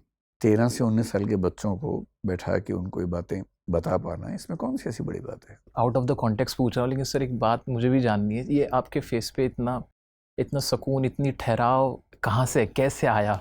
बहुत लोगों से मैंने कहते सुना है कि विकास दिव्यकीर्ति सर को देख के हमें सुकून मिलता है। ये मैंने एक से नहीं सुना, मैंने बहुत लोगों से सुना। इनफैक्ट मुझे भी बहुत अच्छा फील होता है व्हेन आई सी यू, कि आप जब बोल रहे होते, जिस तरह से बोल रहे होते हो, ये ज़माना है चीखने का, चिल्लाने का, और वहाँ पे आप छोटी सी कोई बात बताओगे और वो सुन के इंसान मोटिवेट हो जाता है। तो उसके पीछे का ये कैसे आया? पहली बात तो मैं चिल्लाना चाहूँ तो भी चिल्ला नहीं सकता हूँ। तो जो लोग चिल्ला रहे हैं मुझसे बेहतर इस मामले में कि वो चिल्ला सकते हैं, मैं चिल्ला सकता ही नहीं हूँ, वो मेरी क्षमता से बाहर की बात है। मैंने स्टेज पर, स्कूल में, कॉलेज में हज़ारों, हाँ मेरे ख्याल से 1000 संख्या होगी, डिबेट्स वगैरह में पार्टिसिपेट किया। मैंने शुरुआत उसी तरीके से की, हाथ पटक पटक के बोलना, कविताएं बोलना जोर जोर से, तेज आवाज में। ऐसी वीडियोस हैं आपकी? नहीं, वीडियो नहीं है, बहुत पुरानी बात है, 1980s और 90s के दशक की बातें हैं, 90s की शुरुआत की, 80s के एंड की बातें हैं। तो उस समय डेक्लेमेशन कॉन्टेस्ट में, डिबेटिंग कॉन्टेस्ट में ऐसे ही बोला जाता था। इनफैक्ट मैं आपसे कहना भी वाला था कि जो डिबेट्स होते थे उसमें तो हमें भी ये सिखाया जाता था हाँ, कि आपको ऐसे हाथ करना है, ऐसे एक्सप्रेशंस रखने हैं और लगना है, एक्सप्रेसिव दिखना है, जानबूझ के आपको अपनी बॉडी लैंग्वेज इस तरह की रखनी है। तो हम भी उसी दौर के डिबेटर हैं। तो लिखी हुई डिबेट होती थी, पूरा रटा हुआ उसको, लफाजी भी खूब होती थी उसमें, बड़ी बड़ी आडंबर वाली भाषा का इस्तेमाल करना, हाई टोन में बोलना, स्पीच मॉड्यूलेशन इतना ज़्यादा, कहीं कहीं अचानक एकदम बहुत डाउन हो नीचे, जाना, फिर चिल्ला के बोलना। तो ये सब मैंने कई साल किया है। धीरे धीरे जब मैं डीयू में डिबेटिंग करने लगा तो वहाँ डिबेट्स बहुत ज़्यादा होती थी और 2-3 महीने में सारी होती थी। तो कभी कभी हमें एक दिन में 3 डिबेट्स बोलनी होती थी वहाँ पर। तो मुझे समझ में आया कि लिख के बोलना बहुत मीनिंगफुल है नहीं। तो हमने धीरे धीरे बिना लिखे बोलना शुरू किया। जैसे एक स्लिप है छोटी सी, 4 पॉइंट्स लिखे, रेफरेंस के लिए, और जाके वो लेके नहीं गए, बस एक बार रेफरेंस देख लिया और जाके बोलना शुरू कर दिया। फिर वो 5 मिनट से बढ़ते बढ़ते 10 मिनट की डिबेट्स हुई, 15 मिनट डिबेट्स हुई। धीरे धीरे एक समय के बाद एहसास हुआ कि अगर आपके पॉइंट में दम है तो बोलने में पावर लगाने की ज़रूरत नहीं होती है। तो पावर पॉइंट जो है ना, बड़ा इंटरेस्टिंग वर्ड है। If you have power in your points, you don't need a power point presentation. तो ये एहसास हुआ कि अगर आप ज़्यादा पढ़ते हैं, समझते हैं, तर्क अच्छे हैं, तो आसान भाषा में, विनम्र लहजे में भी बात गहरी हो सकती है।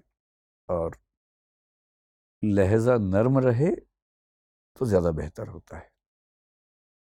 मतलब मेरे अंदर उतना सुकून है या नहीं, पर मैंने ये महसूस किया है कि गहराई और सुकून का रिश्ता बहुत गहरा है। आपको देखकर लोगों को बड़ा सुकून है। हाँ, मतलब मुझे ऐसा लगता है, मतलब अपने बारे में तो मैं क्या कहूँगा, मैं नहीं कह सकता हूँ, जानता भी नहीं हूँ, लेकिन जिस व्यक्ति में गहराई ज़्यादा होगी उसकी आवाज़ विनम्र अपने आप हो जाएगी।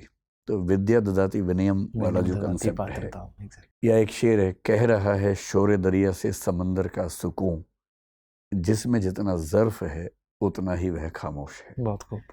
तो गहराई है तो शांत रहना चाहिए, और ये मैं प्रयास नहीं करता हूँ, ये मेरा स्वभाव का हिस्सा है, अपने आप होता है। इसका बहुत अभ्यास मैंने कभी नहीं किया।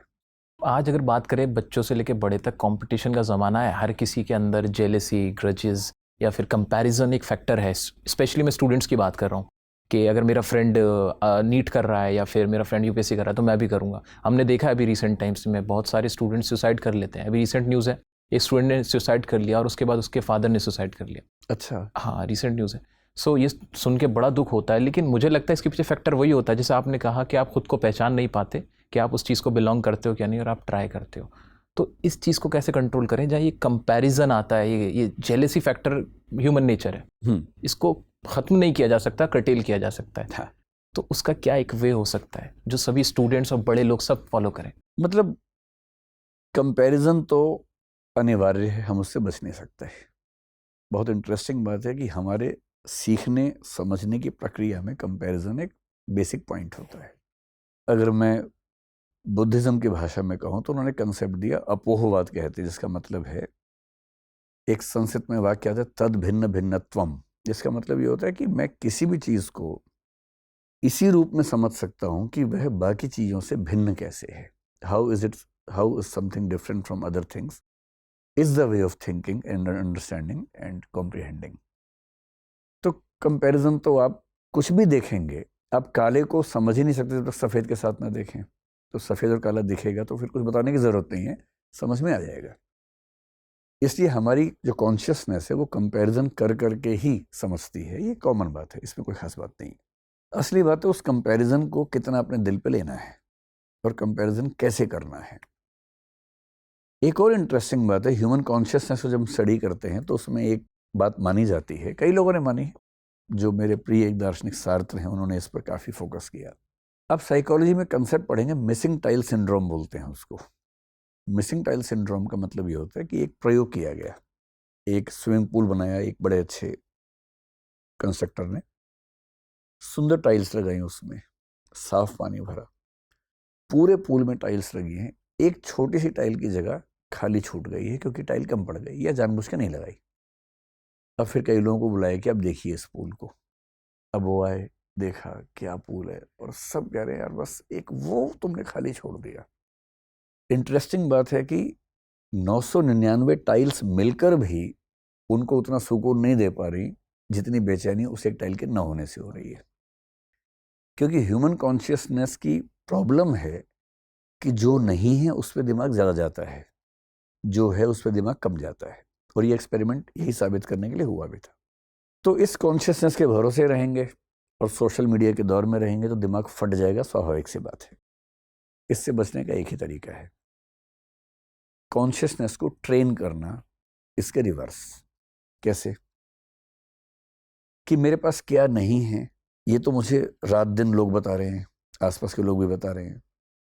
मुझे इन सब हमलों से बचने के लिए रोज अपने दिमाग को बताना है कि मेरे पास क्या है, और एक लिस्ट बनानी है। मैं अक्सर बोलता हूँ कि लिस्ट बनाओ, और लिस्ट बनानी है जीरो से। जैसे मैं आपको अगर ये बताऊं कि आप बैठ पा रहे हैं, ये एक नेमत है, क्योंकि कुछ ऐसे बच्चे हैं जो बचपन से बैठ ही नहीं पाए, उनकी रीढ़ की हड्डी काम ही नहीं करती है। अगर मैं ये लिखना शुरू कर दूं कि मेरी रीढ़ की हड्डी काम करती है, मैं खड़ा हो पाता हूँ, बैठ पाता हूँ, ये अपने आप एक वरदान है।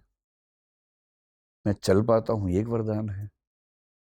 मैं सांस ले पा रहा हूँ, वरदान है। मैं देख पा रहा हूँ, आप चश्मा नहीं लगाते, वरदान है। मेरे हिसाब से तो वरदान है, मैं चश्मा लगाता हूँ हमेशा, कितना बड़ा वरदान है। आपका दिमाग इतना काम करता है कि आप पढ़ा पाते हैं, इसका मतलब आपके जो न्यूरॉन्स दिमाग में हैं, करोड़ों अरबों न्यूरॉन्स हैं, उनके कनेक्शंस इतने स्ट्रांग हैं कि आप इन सब चीज़ों के बीच में कोऑर्डिनेशन कर पा रहे हैं। कितना बड़ा वरदान है। जो नहीं कर पा रहे, जो मेंटल एजाइलम्स में हैं, उनको देखिए। जिनका कोई एक्सीडेंट हो गया, उनकी हालत देखिए। जिनको कैंसर हो गया, उनकी हालत देखिए। मुझे कैंसर भी नहीं है, 1000 बीमारी हैं जो मुझे नहीं है। जब आप इनकी लिस्ट बनाएंगे, फिर मुझे ये पता है कि मेरी ज़िंदगी में कितना भी दुख हो, अगले 6 महीने कम से कम मेरे घर में खाना बनता रहेगा। ये सुकून अफ्रीका के लोगों से पूछिए, गरीब लोगों से, उनको आज शाम का भरोसा नहीं है। भारत में ही कम से कम 10, 20, 30% लोगों को कल का भरोसा नहीं है। मुझे 6 महीने का भरोसा है। पेरेंट्स तो कहते हैं शर्मा जी के लड़के को देखो। हाँ। मेरे घर में शायद एसी नहीं है, ये मुझे दुख है। जिनके घर में कूलर भी नहीं है, उनको देखो एक बार। तो 2 तरीके हैं। पहला, आपके पास क्या क्या है, एक लंबे लिस्ट बनाइए और रोज उसको पढ़िए। सुबह सुबह कृतज्ञता महसूस कीजिए, ग्रेटिट्यूड महसूस कीजिए, प्रकृति के प्रति, समाज के प्रति, भगवान के प्रति, जिसको भी आप मानते हैं उसके प्रति। और ये महसूस करना कि मैं तो बहुत अच्छा हूँ। 800 करोड़ की आबादी में कम से कम 300-400 करोड़ से बेहतर स्थिति में हूँ, ये कितनी बड़ी बात है। तो जब जब समाज परेशान करे कि उसका पीएमटी में हो गया, तेरे दोस्त का आईआईटी में हो गया, तेरा नहीं हुआ, मन को खुश रखना कि भाई मैंने कोशिश पूरी की। कोशिश में कमी नहीं आनी चाहिए, कोशिश करनी है जम के। मैं तैयारी आसमान की और मन की तैयारी पाताल के लिए भी रहे कि भैया सबसे खराब कंडीशन आएगी तो भी हैंडल कर लेंगे। हाँ, कोशिश बेस्ट की करनी है। तो ये बात पेरेंट्स पे भी लागू होती है कि वो ये सोचे कि मेरे बच्चे का अगर कहीं नहीं हुआ तो कोई बात नहीं, वो सही सलामत है, मेरे पास है, ये सबसे बड़ी चीज़ है, कुछ ना कुछ कर ही लेगा। और क्या, मतलब मेरी राय में जितनी ट्रेनिंग बच्चों को देने की ज़रूरत है, उससे ज़्यादा पेरेंट्स को देने की ज़रूरत है।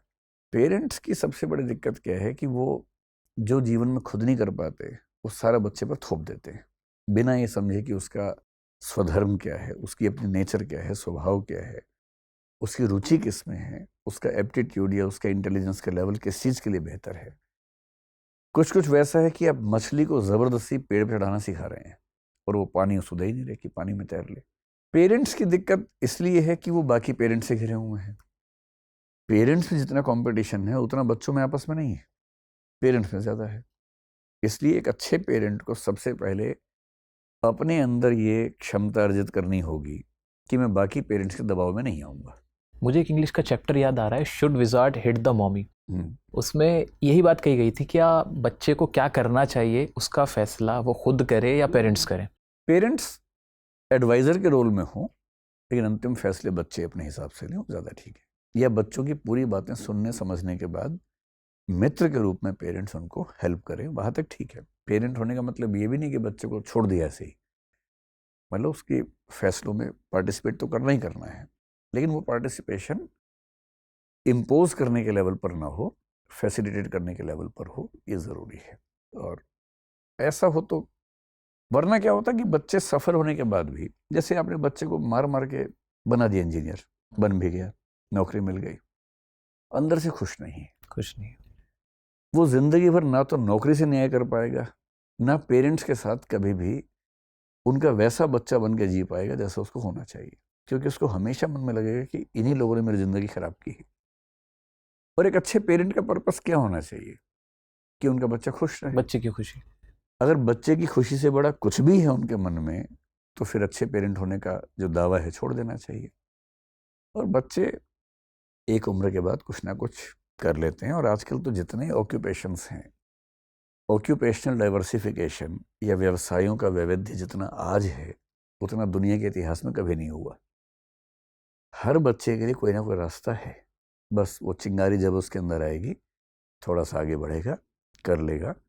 और आपके बहुत दबाव देने से अगर आपको लगता है कि आप बच्चे की ज़िंदगी अच्छी बना देंगे, तो मेरी राय में ऐसा होना मुश्किल है। तो इससे बचना चाहिए। बहुत से लोग होते हैं, स्टूडेंट्स भी होते हैं, स्कूल स्टूडेंट्स भी होते हैं, जो ये दावा करते हैं कि वो बाकियों से बहुत तेज़ हैं, वो 2 दिन पढ़ लेंगे, पास हो जाएंगे, बहुत अच्छे मार्क्स ले आएंगे। तो एक परसेप्शन भी होता है क्या लाइफ में शार्प माइंड या फिर बहुत ज़्यादा इंटेलिजेंट होना ज़रूरी होता है, या ऐसी कोई चीज़ भी होती है कि किसी का माइंड बहुत ज़्यादा शार्प है और उसको ज़्यादा मेहनत करने की ज़रूरत नहीं है? इन शॉर्ट अगर मैं आपसे कहूँ, आपके लिए क्या ज़रूरी है, शार्प माइंड, हार्ड वर्क या फिर डिसिप्लिन? देखिए, शार्प माइंड पहली बात तो मेरे चाहने से आएगा नहीं मेरे पास, वो तो जेनेटिक है। रेंज उसकी जेनेटिक है, उसके अंदर आप थोड़ी मेहनत करके ऊपर नीचे कर सकते हैं, जिसको हम IQ बोलते हैं। कुछ फील्ड्स में शार्प माइंड चाहिए। अब बिना शार्प माइंड के मैथमेटिशियन नहीं बन सकते, फिलोसोफर नहीं बन सकते, साइंटिस्ट नहीं बन सकते। इनमें से कुछ फील्ड ऐसी हैं जिसमें बहुत अभ्यास भी नहीं करना पड़ेगा, मतलब बहुत हार्ड वर्क की ज़रूरत भी नहीं है। शायद फिलोसोफर बनने में आपको डिसिप्लिन, हार्ड वर्क की उतनी ज़रूरत नहीं है, बस आप शार्प माइंड वाले हैं, जिज्ञासा है, पढ़ रहे हैं। शार्प माइंड हार्ड वर्क को बीट कर देता है, ऐसा कुछ किसी है? किसी फील्ड में, बहुत रेयर फील्ड्स में, बहुत रेयर फील्ड में जहाँ बहुत sharp mind with A bit of creativity है, शायद वहाँ हार्ड वर्क का उतना मामला नहीं है। जैसे किसी बच्चे ने बहुत शार्प माइंड से एक ऐप बना दी, अच्छी ऐप बना दी, अब वो ज़िंदगी भर उस ऐप से खाता रहेगा, तो वहाँ उसको बहुत हार्ड वर्क की ज़रूरत नहीं है शायद। लेकिन अगर आप टोटलिटी में पूछें तो मेरे ख्याल से सबसे ज़्यादा ज़रूरी डिसिप्लिन है, क्योंकि माइंड शार्प है पर डिसिप्लिन, हार्ड वर्क है नहीं, तो वो शार्प माइंड बेकार खर्च हो जाएगा, किसी काम का नहीं है। डिसिप्लिन अगर है, अच्छा हार्ड वर्क आप कर रहे हैं पर डिसिप्लिन नहीं है, जैसे कई लोग जिम जाते, 3 दिन गए, 3 दिन में इतना जिम कर लिया, उसके बाद हिल नहीं पा रहे, फिर छूट गया। ऐसा हार्ड वर्क जो परसिवियरेंस के साथ नहीं है, डिसिप्लिन के साथ नहीं है, सस्टेन्ड मोटिवेशन के साथ नहीं है, उसकी भी कोई वैल्यू नहीं है। जीवन में सफल होने का सबसे बड़ा मंत्र है परसिवियरेंस, जो डिसिप्लिन के बहुत नज़दीक है। अगर आप डिसिप्लिन के साथ लगातार रोज़ मेहनत कर रहे हैं, तो आपका माइंड जितना भी है उसी माइंड से आप कमाल कर देंगे।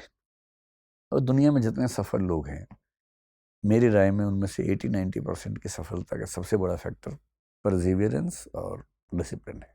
बट ऐसा कहा जाता है कि जो डिसिप्लिन होता है वो कभी क्रिएटिविटी को नहीं आने देता। क्रिएटिविटी आती तब है जब आप परेशान होते हो या आप बहुत ज़्यादा डिसिप्लिन नहीं होते, ऐसा माना जाता है। ये बात भी ठीक है। रोज़ रात को जो देर से सोते हैं, ऐसे बोलते हैं नाइट आउल होते हैं, वो ज़्यादा क्रिएटिव होते हैं, नॉन डिसिप्लिन लोग ज़्यादा क्रिएटिव होते हैं। मैं भी नाइट आउल हूँ। और मैंने डिसिप्लिन का मतलब, अगर हम ये सोचते हैं कि सुबह 4 बजे उठना ही डिसिप्लिन है, तो ये परसेप्शन का अंतर है। मैं रोज़ रात को 2:30-3 बजे सोता हूँ, और ये पिछले कम से कम 15 साल से है। सीरियसली? हाँ, तो मैं इसको डिसिप्लिन मानता हूँ। मेरा एक रूटीन है, मैं उस रूटीन को फॉलो करता हूँ। हो सकता है कि सुबह उठने का रूटीन ज़्यादा अच्छा होता हो, मैंने कई लोगों से सुना है ऐसा होता होगा। मैं अपने रूटीन से फ़िलहाल संतुष्ट हूँ। तो सर मॉर्निंग में कब उठते हो आप? 9 बजे के आसपास, 9:30 बजे के आसपास। संडे वनडे हो तो थोड़ा और लेट उठ जाता हूँ, लेकिन आमतौर पर 9 के आसपास उठता हूँ, और मुझे इससे आज तक कोई दिक्कत नहीं हुई। मैं अपनी उम्र के हिसाब से, हेल्थ के पैरामीटर्स पे अपनी उम्र के किसी भी व्यक्ति की तुलना में ठीक चल रहा हूँ, मतलब खराब नहीं चल रहा हूँ, कम से कम बराबर चल रहा हूँ। तो डिसिप्लिन का मतलब ये नहीं है कि सुबह 4 बजे उठना है। किसी किसी के लिए वो मतलब हो सकता है। मेरे फादर हैं, सुबह 4 बजे उठते हैं रोज़, उनके लिए डिसिप्लिन का वो मतलब है, वो अपने उस रूटीन में खुश रहते हैं। डिसिप्लिन का मतलब ये है कि आपने अपने लिए जो सपना देखा है, उस सपने के लिए आप निरंतर प्रयास कर रहे हैं कि नहीं कर रहे हैं। आपने जो काम चुना है, उस काम के लिए बराबर मेहनत कर रहे हैं कि नहीं कर रहे हैं। अगर मैंने टीचर होना चुना है और उसके लिए मुझे क्लासेस लेनी है, तो मैं जैसे अभी पिछले 1-2 महीने में मैंने रोज़ 8 घंटे क्लासेस ली हैं, और वो भी 4 घंटे की एक क्लास, फिर आधा घंटा ब्रेक, फिर 4 घंटे की एक क्लास ली है। अब वो काम चुना है तो करना ही है, उसमें कहाँ कोई ऑप्शन है। अगर मैंने चुना हुआ है कि मुझे पढ़ना है, मेरी सबसे गहरी इच्छा पढ़ने की होती है, मेरे जीवन में कुछ भी हो जाए, 99% डेज पर मैं रात को कम से कम 1.5-2 घंटे पढ़ता ज़रूर हूँ, कुछ भी पढ़ूँ पढ़ता ज़रूर हूँ। ये डिसिप्लिन कि मुझे पढ़ना ही है, बेशक वो मेरे डायरेक्ट काम आएगा नहीं आएगा वो एक बहुत दूर की बात होती है, लेकिन ये डिसिप्लिन अगर मेरे पास है तो ठीक है। भोजन का डिसिप्लिन है, मतलब कभी कभी लालच होगा, पार्टी में जाएंगे खा लेंगे, लेकिन आपने कुल मिला के एक डिसिप्लिन लाइफस्टाइल रखा हुआ है तो आप दूर तक चलेंगे, बेहतर चलेंगे। उपनिषदों में कथन आता है तेन त्यक्तेन भुंजीथा, जिसका मतलब है जो त्याग करेंगे वही भोग कर पाएंगे। अगर आप लगातार खाते रहेंगे तो कुछ ही समय खा पाएंगे, डायबिटीज हो जाएगा, कुछ ना कुछ और हो जाएगा, खत्म हो जाएगी। कंट्रोल में खाएंगे तो दूर तक खा पाएंगे। और ये डिसिप्लिन केवल उठने सोने का नहीं, हर चीज़ का डिसिप्लिन, एक रूटीन अगर आप फॉलो करते हैं, हैबिट्स में चीज़ें अगर आ गई हैं तो आप सफल हो जाएंगे, देर सवेर हो ही जाएंगे। अगर हैबिट्स में नहीं है, डिसिप्लिन नहीं है, बहुत रैंडम आर्बिट्ररी लाइफस्टाइल है, तो दिक्कत आएगी, गंभीर दिक्कत आएगी। सर हम सभी की लाइफ में फेलियर ज़रूर आता है, हम सब ने देखा होता है कभी ना कभी किसी न किसी स्टेज पे। अगर मैं एक स्टूडेंट की बात करूं तो अगर कोई स्टूडेंट किसी एग्ज़ाम को दे रहा है, नीट की प्रिपरेशन कर रहा है, उसने एग्ज़ाम दिया उसका नहीं हुआ, या वो स्कूल में है, वो 9th क्लास में फ़ेल हो गया, अब वो जब उसके पास उसके ऊपर ये दौर आता है, ये वक्त आता है, तो उस टाइम वो बहुत ज़्यादा डिस्ट्रैक्टेड भी होता है। वो सोचता है यार सब छोड़ ही देता हूँ, अब इस लाइन को ही छोड़ देता हूँ, मैं अपने आप को काउंट ही नहीं कराता, और वो बिल्कुल ऑफ ट्रैक हो जाता है। ऐसे पॉइंट पे जब आपने कोई अटेम्प्ट दिया और आप फेल हुए, अब दोबारा आप प्रिपरेशन कर रहे हो, तो क्या चीज़ माइंड में होनी चाहिए उस वक्त प्रिपरेशन करने की, ताकि आगे अपनी लाइफ को सक्सेसफुल बनाया जा सके, उस एग्ज़ाम को, पर्टिकुलर एग्ज़ाम को क्रैक किया जा सके।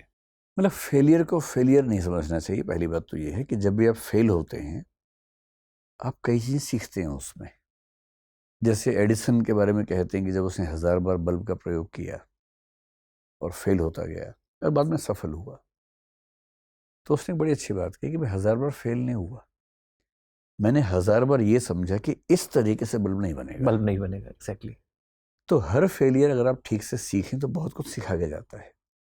सवाल है कि आप सीख रहे हैं या सिर्फ फ्रस्ट्रेट हो रहे हैं, उससे सिर्फ बेचैन हो रहे हैं, छटपटा रहे हैं। मेरी राय में फेलियर से सीखना चाहिए। कभी कभी तो ये सीखना चाहिए कि हम क्यों फेल हुए, और कभी कभी एक मोटिवेशन आना चाहिए कि अच्छा मैं फेल हो गया, अब दिखाता हूँ। ये भी तो एक मोटिवेशन होता है। जिस फिल्म का जिक्र अभी मैंने किया 12th फेल का, उस फिल्म की कहानी इसी थीम पे है। एक बच्चा 12वीं क्लास में फेल हो गया है और फिर उसे जिद ठान ली, जुनून ठान लिया और आईपीएस बन गया और देश के सबसे अच्छे आईपीएस ऑफिसर्स में है। अब इंटरेस्टिंग बात है, ऐसे हजारों लाखों तो नहीं, हजारों ऐसे आईएएस आईपीएस ऑफिसर्स हैं जो थ्रू आउट टॉपर्स रहे, पर फिल्म किसके बारे में बनी? जो 12वीं में फेल हुआ फिर आईपीएस बना। अगर जिंदगी में कभी आप फेल हो जाएं तो ये मान के चलिए कि आपकी सफलता की दहाड़ और बड़ी होने वाली है, क्योंकि जो लगातार सफल हो रहे हैं उन पर तो एक्सपेक्टेशन है हो ही जाएगा सफल, लेकिन आपसे उम्मीद ही नहीं थी, आपने कोई झंडा गाड़ दिया, उसकी वैल्यू ही अलग है। तो फेलियर सबकी ज़िंदगी में आते हैं, बिना तनाव लिए, जो हो गया बात ख़त्म करो, जो बीत गई सो बात गई, आगे नया चैप्टर है, नए चैप्टर की शुरुआत। टीचर्स के लिए और गार्जियंस के लिए भी एक मैसेज है कि अगर आपका बच्चा बहुत अच्छा नहीं है, एवरेज स्टूडेंट है, लेकिन उसने अगर 10% मार्क्स भी ज़्यादा गेन किए, स्कोर किए, तो आप उसको अप्रिशिएट करो, क्योंकि वो टॉपर नहीं था, एकदम उसने जितना भी प्रोग्रेस किया वो ज़्यादा ही के लिए किया। अच्छा सर, अगर आप एक अटेम्प्ट फेल हो जाते हो, अब प्रेशर आता है, फ्रस्ट्रेशन होती है, अपने कॉन्फिडेंस डाउन हो जाता है, तो क्या उस वक्त अपनी प्लानिंग में, अपनी स्ट्रैटेजी में भी कुछ चेंज करना चाहिए? जहाँ बैठ के पढ़ रहे हो वो चेंज कर दो, अपना मटेरियल चेंज करो। सबसे पहले एक मेंटोर ढूंढना चाहिए ऐसे मामले में, और मेंटोर आपका दोस्त भी हो सकता है।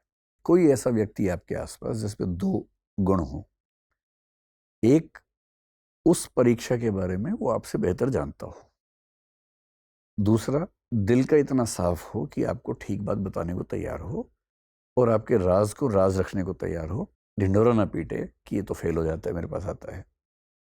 कोई ना कोई ऐसा व्यक्ति आसपास मिल जाएगा, वरना आपका टीचर हो सकता है, पेरेंट्स हो सकते हैं, कोई रिश्तेदार भी हो सकता है। किसी ऐसे व्यक्ति से सलाह ज़रूर लेनी चाहिए। इससे क्या होता है, कई बार हम लगातार अटेम्प्ट्स लेते रहते हैं और हमें हल्की सी गाइडेंस अगर मिल जाए तो हमारी पूरी एनर्जी सही चैनलाइज हो जाती है। मैंने ऐसा कई बार देखा है। अभी कल परसों ही बल्कि मैं किसी से बात कर रहा था, किसी क्षेत्र के अनुभवी व्यक्ति से बात चल रही थी। उसने बात बात करते करते एक दो ऐसी बातें बताई, मुझे लगता है कि अगर मैं खुद उनको ढूंढता तो शायद 3-4 साल के बाद जाके वहाँ तक पहुँचता। वो उस व्यक्ति ने हंसी मजाक में बता दी। तो हो सकता है कि आपका कोई टीचर या कोई मेंटोर कोई ऐसी छोटी सी बात आपको बताए और आपका रास्ता एकदम खुल जाए। वो तरीका ज़्यादा अच्छा है।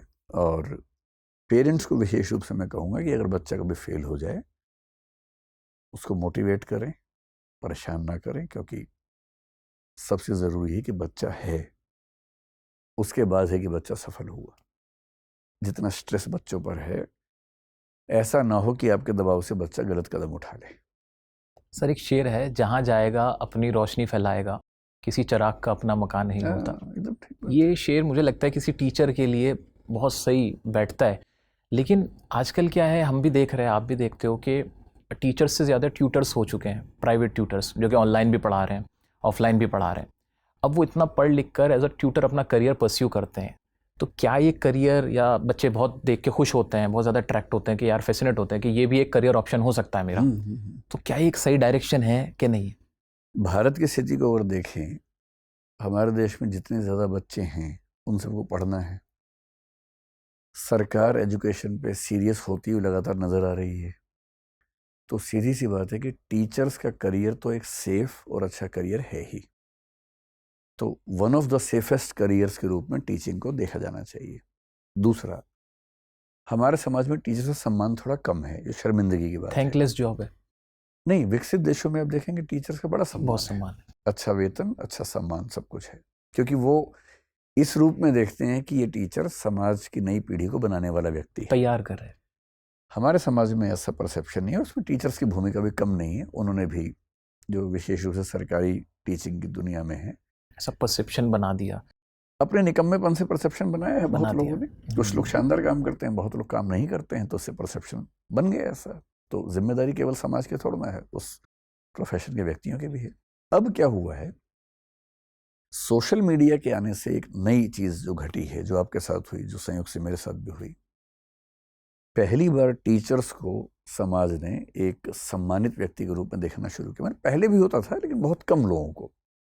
डॉक्टर राधाकृष्णन हैं, कोई महान टीचर है, उसके बारे में बात चल रही है। नंबर्स कम थे, वो बहुत कम, रेयरली, अब और ज्यादा लोग है। उनको सीधे जानते नहीं थे। एक्सेसिबिलिटी भी नहीं थी। डॉक्टर राधाकृष्णन यूनिवर्सिटी में क्या पढ़ा रहे हैं वो आम आदमी नहीं देख सकता। नहीं देख सकता, एग्जैक्टली। आज आप अपने चैनल पे क्या पढ़ा रहे हैं, या मैं अपनी क्लास में क्या पढ़ा रहा हूँ, ये गांव-गांव का बच्चा, उसके पेरेंट्स खुद देख सकते हैं। उनको रियलाइज होता है कि टीचिंग कितनी शानदार चीज़ है, सामाजिक सम्मान कितना ज़्यादा है। और जिस भी फील्ड को सफल करना हो, दो ही तरीके हैं, उसमें वेतन ज़्यादा हो, सामाजिक सम्मान ज़्यादा हो। टीचर्स को सामाजिक सम्मान पहली बार ठीक से मिलना शुरू हुआ पिछले कुछ सालों में। वेतन हमेशा से ठीक रहा है सरकार में, प्राइवेट में मुझे नहीं पता कितना फॉलो होता है। लेकिन अब क्या हो रहा है कि मध्य वर्ग बढ़ रहा है। हर व्यक्ति के अंदर ये भूख है, गरीब में, मध्यम वर्गीय व्यक्ति में, कि वो अपने बच्चे को पढ़ाने के लिए तपस्या करने को तैयार है। अब समाज ने मान लिया है कि पढ़ाई एक खर्चा नहीं, एक इन्वेस्टमेंट है, निवेश है। तो पेरेंट्स अपना पेट काट के ही बच्चों को पढ़ाने के लिए बेकरार हैं। अच्छे इंस्टीट्यूशंस कम हैं, बनने के प्रोसेस में है। तो अगले 10, 20, 50 साल का समय टीचर्स के लिए और एजुकेशनल एंटरप्रेन्योर्स के लिए, ऐसे लोगों की बहुत ज़रूरत है। मैं तो आपसे भी कहूँगा कि क्यों नहीं आप एक बढ़िया स्कूल शुरू करें, एक बढ़िया कॉलेज शुरू करें, एक ऐसा ड्रीम स्कूल जो आप देखते हो, जहाँ बच्चों को वैसी पढ़ाई मिले जैसी आप देना चाहते हैं। आज सबसे ज़रूरी है लोगों का एजुकेशनल वेंचर्स में जाना, स्कूल, कॉलेज, यूनिवर्सिटी शुरू करना। उसके बिना देश की सोशल प्रोग्रेस नहीं हो सकती। और आजकल तो नॉलेज इकॉनमी है, यूनिवर्सिटी के रास्ते से ही इकॉनमी भी बढ़ेगी। पहले तो ये था कि सोशल प्रोग्रेस के लिए पढ़ाई ज़रूरी है, अब तो नॉलेज इकॉनमी का दौर है, तो अब तो फिनेंशियल इकोनॉमिक प्रोग्रेस के लिए भी नॉलेज की ज़रूरत है। तो आज के समाज में जो लोग नॉलेज सेक्टर में काम करेंगे, वो सबसे ज़्यादा योगदान समाज को देंगे, ये तो तय है।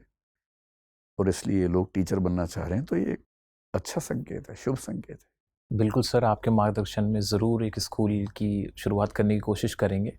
हमेशा से एक टीचर का मुझे लगता है ये सपना ज़रूर होता है कि वो अपने हिसाब की एक टीचिंग मेथोडोलॉजी जो होती है ना, कि हाँ इस तरह से टीचिंग होनी चाहिए, वो सोचता है कि ऐसा कुछ क्रिएट किया जाए जहाँ इस तरह से पढ़ाया जाए, बच्चों को ऐसे समझाया जाए। वही मेरे माइंड में भी है, मेरे मन में भी है, और उम्मीद है कि आने वाले कुछ सालों में ऐसा कुछ ज़रूर करेंगे। अच्छा सर, अभी बहुत सारे बच्चे जिनको जो जो गांव से आते हैं, ख़ास तौर से मैं नाम भी लूँगा, बिहार से आते हैं, यूपी से आते हैं, वो हिंदी मीडियम स्टूडेंट्स होते हैं।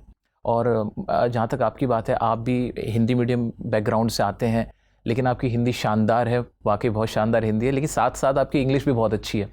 सो आप कैसे फ़ील करा आपने इंग्लिश को बोलना, कैसे सीखना शुरू किया? कैसे आप गाइड करना चाहोगे उन स्टूडेंट्स को जो हिंदी मीडियम बैकग्राउंड से आते हैं, फैमिली में कोई इंग्लिश नहीं बोलता, फ्रेंड्स भी नहीं बोलते, प्रैक्टिस के लिए भी कोई नहीं है, तो उनके लिए आपका क्या मैसेज है? मैं 9वीं क्लास तक अंग्रेजी में हर साल फेल होता था, ओह सीरियसली? एनुअल एग्ज़ाम छोड़ के, क्योंकि मैं मजाक में कहता हूँ मेरी माँ उसी स्कूल में टीचर थी जहाँ मैं पढ़ता था, तो मुझे लगता है कि शायद उनके सम्मान की वजह से मुझे पास कर देते होंगे स्कूल के लोग। 10th क्लास में, क्योंकि बोर्ड था और ये पूरे परिवार को अच्छे से पता था कि मैं फेल होने वाला हूँ 10th क्लास में इंग्लिश में, संयोग से 10th क्लास में एक टीचर मिले। मैंने ललन टॉप के इंटरव्यू उनका जिक्र किया था, उनका नाम श्री अजीत कुमार था। मुझे पहली बार उन्होंने अंग्रेजी समझाई, उसके पहले सब लोग रटवा रहे थे अंग्रेजी कि एक चैप्टर क्लास में पढ़ाया, उसके आंसर लिखवाए, कल रट के आने हैं, हम रट के जाएंगे, लिख के दिखाएंगे, रोज ये प्रोसेस, रटो रटो रटो रटो, नहीं तो मुर्गा बनो बनो। 10वीं क्लास में पहली बार समझ में आया कि टेंस क्या होता है, कैसे सेंटेंस बनता है, कि अंग्रेजी भी एक भाषा है और आपको हिंदी ठीक से आती है, आप अंग्रेजी में शिफ्ट कर सकते हो। और मैं बहुत इंटरेस्टिंग वाक्य मेरे जीवन का ये है कि 10th क्लास की शुरुआत में अनुमान था कि मेरी अंग्रेजी में मैं फेल हो जाऊंगा, बाकी सब में मेरी मेरिट आएगी, डिस्टिंक्शन आएगी, 75 प्लस मार्क्स आएंगे। तब 75 बहुत बड़ी बात होती थी उस ज़माने में। और मेरी 10th की मार्कशीट अगर आप देखेंगे, मेरी सिर्फ अंग्रेजी में डिस्टिंक्शन है, किसी और विषय में नहीं है। वो टर्निंग पॉइंट था, वहाँ मुझे समझ में आया कि अंग्रेजी एक भाषा है, टेंसेज होते मैं हैं। कर सकता हूँ, वो हाँ, फील आया समझ कि में आ ऐसा गया। कुछ नहीं है, हुआ क्रिएट है। और 11th क्लास में मैंने इंग्लिश मीडियम ले लिया। उसके बाद वाह, मैं इंग्लिश मीडियम से 11वीं 12वीं, ग्रेजुएशन मेरा हिस्ट्री ऑनर्स इंग्लिश मीडियम से है, तो मेरी दोनों भाषाओं पे लगभग समान पकड़ है। हालांकि हिंदी, क्योंकि मेरा अभ्यास ज़्यादा है, मेरे दोनों पेरेंट्स हिंदी भाषा और साहित्य के अध्यापक रहे हैं, तो वो निश्चित रूप से ज़्यादा अच्छी पकड़ मेरी हिंदी में है। लेकिन अंग्रेजी भी मेरे ठीक है, मेरा मीडियम ऑफ एग्ज़ाम वो रहा है, यूपीएससी में नहीं लेकिन बाकी एग्जाम्स में रहा है। तो मेरे ख्याल से अंग्रेजी सीखना बहुत ही आसान बात है, कोई भी भाषा सीखना आसान बात है, थोड़ा अभ्यास करना पड़ता है। सबसे अच्छा तरीका है कि 2-4 दोस्त अगर मिलकर कोशिश करें। और देखिए, सबसे अच्छा तरीका भाषा सीखने का है कि एक ऐसे माहौल में होना जहाँ आप उस भाषा को बोल रहे हैं, सुन रहे हैं, बिना ये जाने कि टेंस क्या होते हैं आप टेंस यूज़ करने लगते हैं। जैसे हमारे घरों में होता है, 2-2.5 साल का बच्चा भाषा बोलने लग जाता है, उसे ना संज्ञा पता है, ना सर्वनाम पता है, ना विशेषण पता है, उसे वर्ब भी नहीं पता, उसे हेल्पिंग वर्ब भी नहीं पता, कुछ नहीं पता, पर वो सबका इस्तेमाल कर रहा है। ठीक वैसे ही कि क्रिकेट में जो बॉल स्पिन करता है, उसे बर्नौली का सिद्धांत नहीं पता, पर वो उसे यूज़ कर रहा है। लैंग्वेज वो चीज़ है कि आप लैंग्वेज के सिद्धांतों को जाने बिना केवल सुन सुन के बोल बोल के सीख जाते हैं। तो एक तो तरीका वो है, अगर आप ऐसे माहौल में हैं जहाँ आसपास सब लोग वो भाषा बोल रहे हैं, आप वैसे ही सीख जाएंगे, कुछ करने की ज़रूरत ही नहीं। जैसे हम देखते हैं कि कोई ऑटो ड्राइवर्स होते हैं, हाँ, तो वो जहाँ टूरिस्ट आ रहे होते हैं, बस फॉरेनर्स, तो वो सीख आराम जाते से उनके हैं, साथ आराम बात से कर बोलते पाते हैं। हैं। पर क्योंकि हिंदी बेल्ट के बच्चों को वैसा माहौल नहीं मिलता है, नहीं गाँव मिलता। में ऐसे लोग कैसे मिले जो अंग्रेजी बोलेंगे, तो उनका रास्ता है व्याकरण के माध्यम से सीखना। और मेरे ख्याल से आप केवल इतना करें कि 12 टेंस हैं, उनको थोड़ा सीख लें, हर एक टेंस के 100-100, 150-150 वाक्यों को ट्रांसलेट करने का अभ्यास कर लें। 50% काम लायक अंग्रेजी आपकी उसी में हो जाती है। उसके बाद धीरे धीरे अभ्यास करते करते चंपक जैसी मैगजीन से शुरू कीजिए, बहुत आसान किसी मैगजीन से शुरू कीजिए, पढ़ते जाइए, जहाँ कुछ लगे ये चीज़ मुझे नहीं आती थी उसको नोट करते जाइए। 3 से 6 महीने मेरे ख्याल से काफ़ी होते हैं किसी भाषा को ठीक ठाक स्तर तक समझने के लिए। और मैं अपने अनुभव से बता रहा हूँ कि मैंने, क्योंकि अंग्रेजी को सीखा 10वीं क्लास में, और बहुत ही आसान चीज़ है। अगर आपकी एक भाषा अच्छी है तो एक भाषा से दूसरी भाषा में पुल बनाना बहुत आसान काम होता है, मुश्किल नहीं होता है। अच्छा, बहुत से लोगों का ये परसेप्शन बना हुआ है कि जो इंग्लिश बोलने वाले हैं उनका जो स्टेटस है वो हाई है, स्टेटस सिंबल बना रखा है, और वो दूसरों को इन्फीरियर समझना, ये जो इंग्लिश का कॉम्प्लेक्स है उसको फेस कैसे करें? बहुत इंटरेस्टिंग बात है कि इंग्लैंड और अमेरिका में अंग्रेजी नहीं आने में शर्म नहीं करनी पड़ती है। वहाँ कोई आपसे ज़रा भी इस भाव से बात नहीं करता कि आपको इंग्लिश नहीं आती है, इट्स जस्ट अ क्योंकि वो उसको लैंग्वेज। एक भाषा समझते इट्स हैं। जस्ट अ एक लैंग्वेज। भाषा है, बात खत्म हो गई। हम क्योंकि अंग्रेज़ों के पराधीन रहे 200 साल तक। कॉलोनियल टाइम में बनाया गया था, पढ़ाना जब शुरू किया कि जो अच्छी इंग्लिश बोल रहे हैं वो हाई स्टेटस एलिट, लोग हैं, हाँ। एलीट क्लास बना दी गई। और भाषा का एलिटिज्म दुनिया के हर देश में हर दौर में रहता है।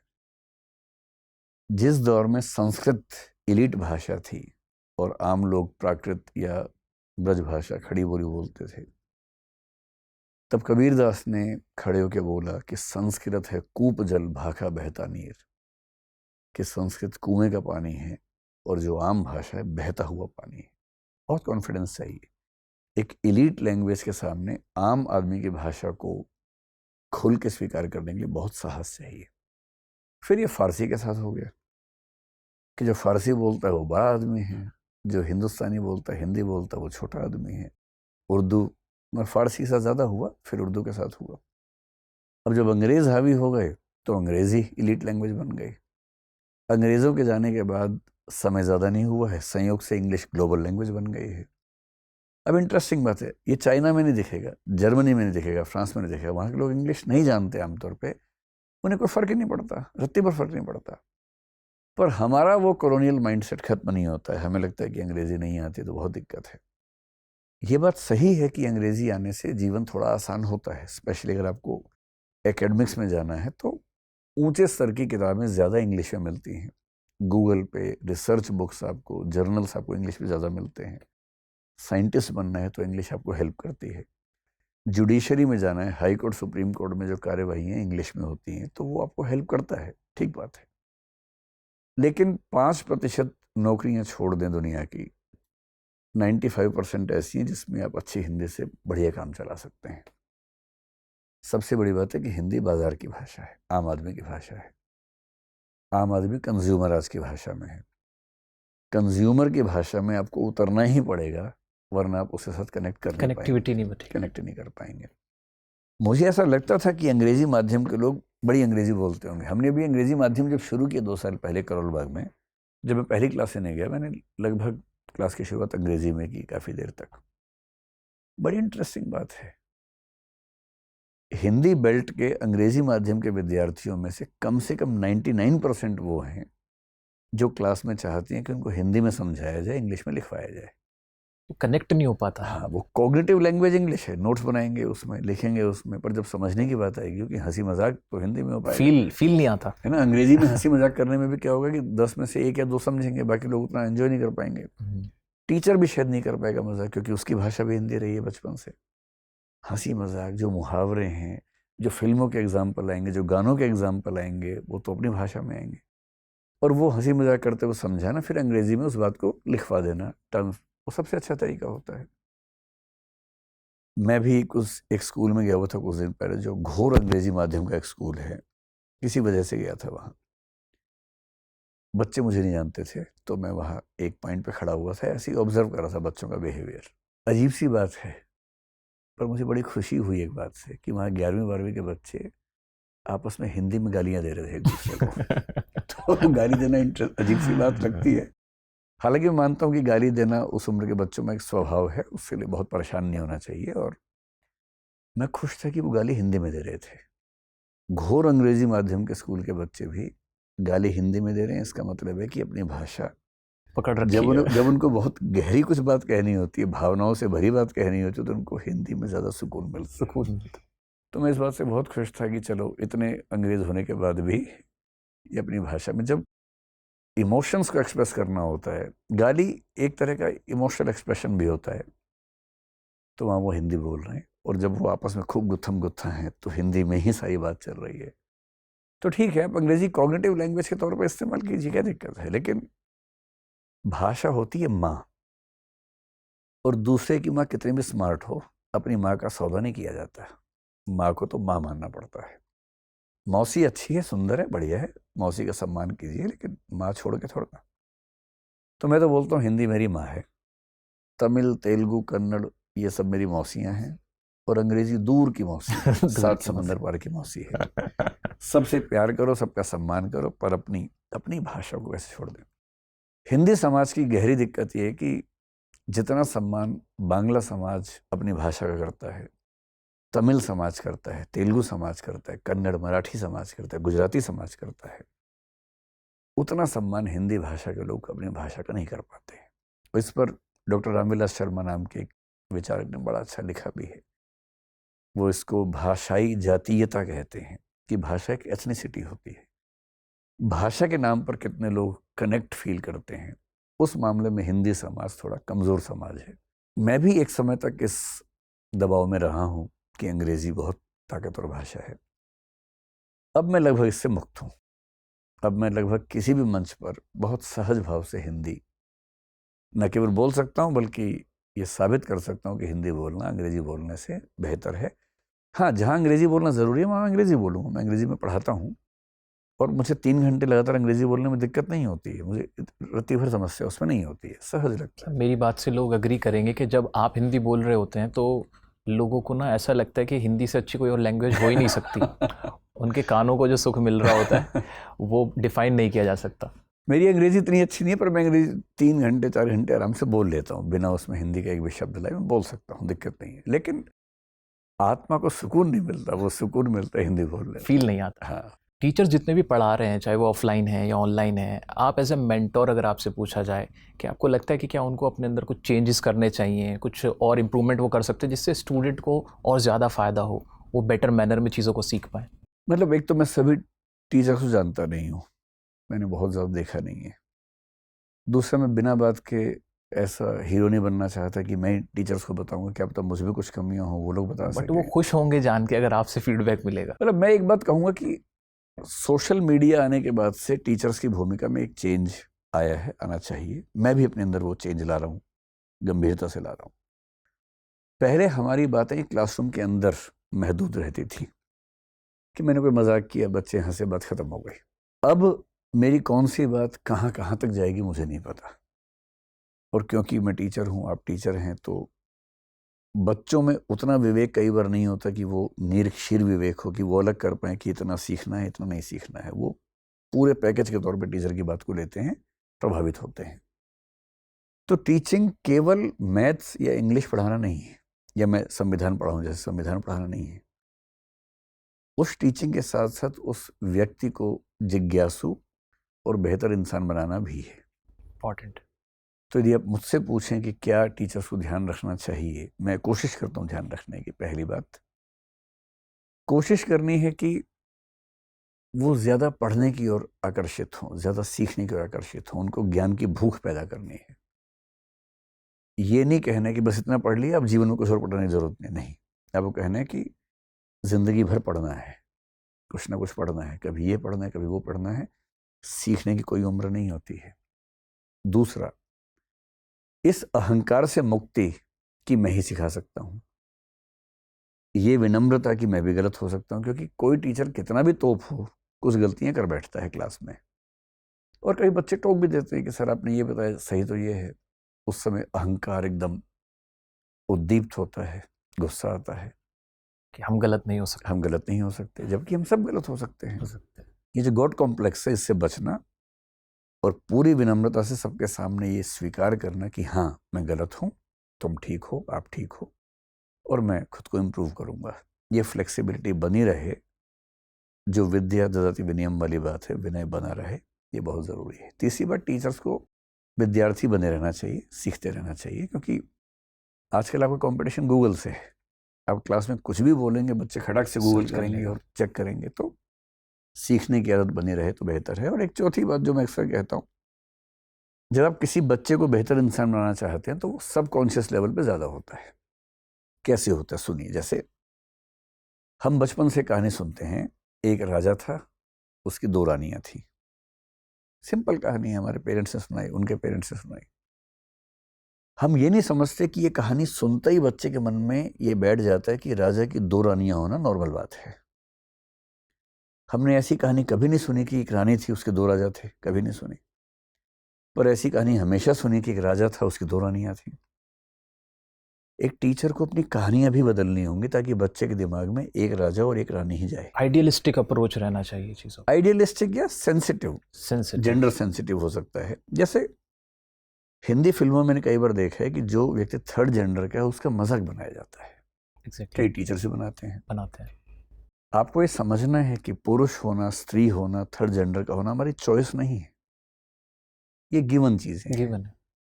आप किसी का जेंडर के बेस से मजाक बना दें, ये आप उसके सबकॉन्शियस को खराब कर रहे हैं। कोई फिजिकली चैलेंज्ड है, मैंने खुद एक ऐसा गलत मजाक कुछ साल पहले किया। एक जोक व्हाट्सएप पे आया था, क्लास में सुना दिया, तुतलाहट के बारे में था। वो लीक हो गया सोशल मीडिया पे, कई लोग देख रहे हैं। किसी ने कमेंट नहीं किया, कुछ कहा नहीं मुझे, पर मुझे शर्मिंदगी होती है कि मैं किसी व्यक्ति की तुतलाहट का मजाक बना रहा हूँ, उसमें एक जोक सुना रहा हूँ, लेकिन बाद में खराब लगता है। आप किसी के फिजिकली चैलेंज होने का मजाक कैसे बना सकते हैं? और मैंने देखा है किसी व्यक्ति की एक आंख नहीं है, 2 आंख नहीं है, किसी का एक टांग ठीक नहीं है, उसके लिए गंदे शब्दों का इस्तेमाल हम करते हैं। और मैंने कहीं कहीं कुछ टीचर्स को भी ऐसे शब्दों का इस्तेमाल करते देखा है। एक आध बार तो मुझसे गलती हुई। जो मैं कहना चाह रहा हूँ वो ये कि टीचर्स की एक एक्स्ट्रा रिस्पॉन्सिबिलिटी है कि उनको अपने मजाक के स्तर पे भी बहुत सेंसिटिव होने की ज़रूरत है। कोई भी कमेंट करते हुए, और आपको ये मान के चलना है कि आपकी हर बात कहीं कहीं से काट के सोशल मीडिया पे आएगी, तो बहुत केयरफुल होकर एग्जाम्पल्स चुने। मुझसे भी ऐसी गलतियाँ अतीत में हुई, उसका मैंने भुगतान भी ठीक ठाक किया इस बीच में। और अब मुझे लगता है कि थोड़ा केयरफुल हम सबको रहना चाहिए। तो मैं भी कोशिश कर रहा हूँ अपने हिस्से की, बाकी लोग भी करें तो बेहतर रहेगा। आफ्टर ऑल बच्चों के लिए टीचर एक हीरो होता है, उनका मेंटोर होता है। उसी को देख कर जैसा वो कर रहा होता है वही चीज़ वो सीख रहे होते सही बात है। हैं। Sir, last but not the least, dear sir family को, हमारे सब बच्चों को, जितने भी लोग देखने वाले हैं, उनको आपका क्या मैसेज है? जो डियर सर का चैनल देखते हैं बच्चे, उन बच्चों का मैसेज ये है कि बच्चे बन के रहना है, बचपने को खारिज नहीं करना है, जिज्ञासु रहना है, दुनिया को किताबों से ज़्यादा आँखों से सीखना है, कानों से सीखना है। केवल किताबें सब कुछ नहीं सिखाती हैं, सिखाने में बड़ी भूमिका आसपास के माहौल की है। स्टडी रूम में बंद होके नहीं पढ़ना है, ठीक है पढ़ना है, लेकिन समाज में भी रहना है, लोगों से मिलना जुलना, क्योंकि जितना आप सड़क पर सीखेंगे उतना किताब नहीं सिखाएगी। जितना आप सब्जी मंडी में जाके सब्जी खरीदने में सीखेंगे उतना किताबों से नहीं सीखेंगे। जितना मेट्रो में, बस में, भीड़ में, पसीने की दुर्गंध में रहकर थोड़ा सीखेंगे, वो किताबें नहीं सिखा पाएंगी। तो हर माहौल में सीखें और अपना बचपना बना के रखें, हंसी मजाक बना रहे। जीवन में सफल होना है, अच्छी बात है, उसको दबाव इतना न लें कि सफलता ज़िंदगी से बड़ी हो जाए। सफलता छोटी चीज़ है, ज़िंदगी बड़ी चीज़ है। और सबसे बड़ी बात, सहज बन के रहना है, महान नहीं बनना है, सहज इंसान बनना है। अगर आप सहज इंसान बन के बैलेंस के साथ ज़िंदगी जी लेते हैं तो उससे बेहतर जीवन कोई नहीं है। वेरी हाँ, नाइस। तो जो डियर सर वाले पेरेंट्स हैं उनको विशेष सुझाव दे रहा हूँ कि पेरेंट होने की सबसे बड़ी शर्त है, अपने बच्चे से ज़्यादा उम्मीदें मत रखिए, उसे सहज रहने दीजिए, वो ठीक ठाक कुछ कर लेगा। जो बहुत योग्य बच्चे हैं जनरली अपने पेरेंट्स के बुढ़ापे का सहारा नहीं बन पाते हैं, केवल मनी ऑर्डर भेजते हैं। जो थोड़े कम योग्य बच्चे हैं पेरेंट्स के साथ जीवन भर रहते हैं। तो योग्यता ज़्यादा है तो खुशी की अलग वजह आपके पास है, थोड़ा कम है तो खुशी की अलग वजह है। और अगर बच्चे खुश हैं तो आप अंत में खुश रहेंगे। बहुत इच्छाएं मत थोपिए और दूसरे पेरेंट्स के दबाव में नहीं आना है। अगर कोई पेरेंट कहे कि मेरे बच्चे के 98% है, दबाव में नहीं आना है, खुल के बोलना है हमारे बच्चे के 58 हैं और हम इसी में खुश हैं। एकदम मस्त होकर बोलना है, इतना भी दबाव नहीं लेना है और ना वो दबाव बच्चे पे ट्रांसफ़र करना है। पेरेंट को शील्ड होना चाहिए अपने बच्चे की सुरक्षा के लिए, न कि एक क्या बोलेंगे एक ऐसा इंस्ट्रूमेंट कि बाहर से हीट आई और वो हीट ट्रांसफ़र कर दी अपने बच्चे के ऊपर। नहीं, आपको तो बाहर की हीट को अपने ऊपर झेल के बच्चे को शील्ड देनी है, प्रोटेक्शन देनी है। अगर आप खुद उसको बढ़ा के बच्चे के ऊपर थोप देंगे तो फिर क्या फ़ायदा होगा। Thank you so much sir for your time and your kind words. तो दोस्तों, मोस्ट वेलकम। दोस्तों ये थे हमारे साथ आप सबके फेवरेट विकास दिव्य कीर्ति सर। उम्मीद है कि आपको जो भी बातें अभी बताई गई, जो भी एक बेहतरीन सा डिस्कशन हुआ, बड़ा पसंद आया होगा। तो ये वीडियो शेयर करें अपने सभी दोस्तों के साथ, पेरेंट्स के साथ, जिनको भी आप करना चाहें। मिलते हैं नेक्स्ट वीडियो में इसी तरह की किसी वीडियो के साथ। तब तक के लिए खुश रहें, स्वस्थ रहें। Bye bye.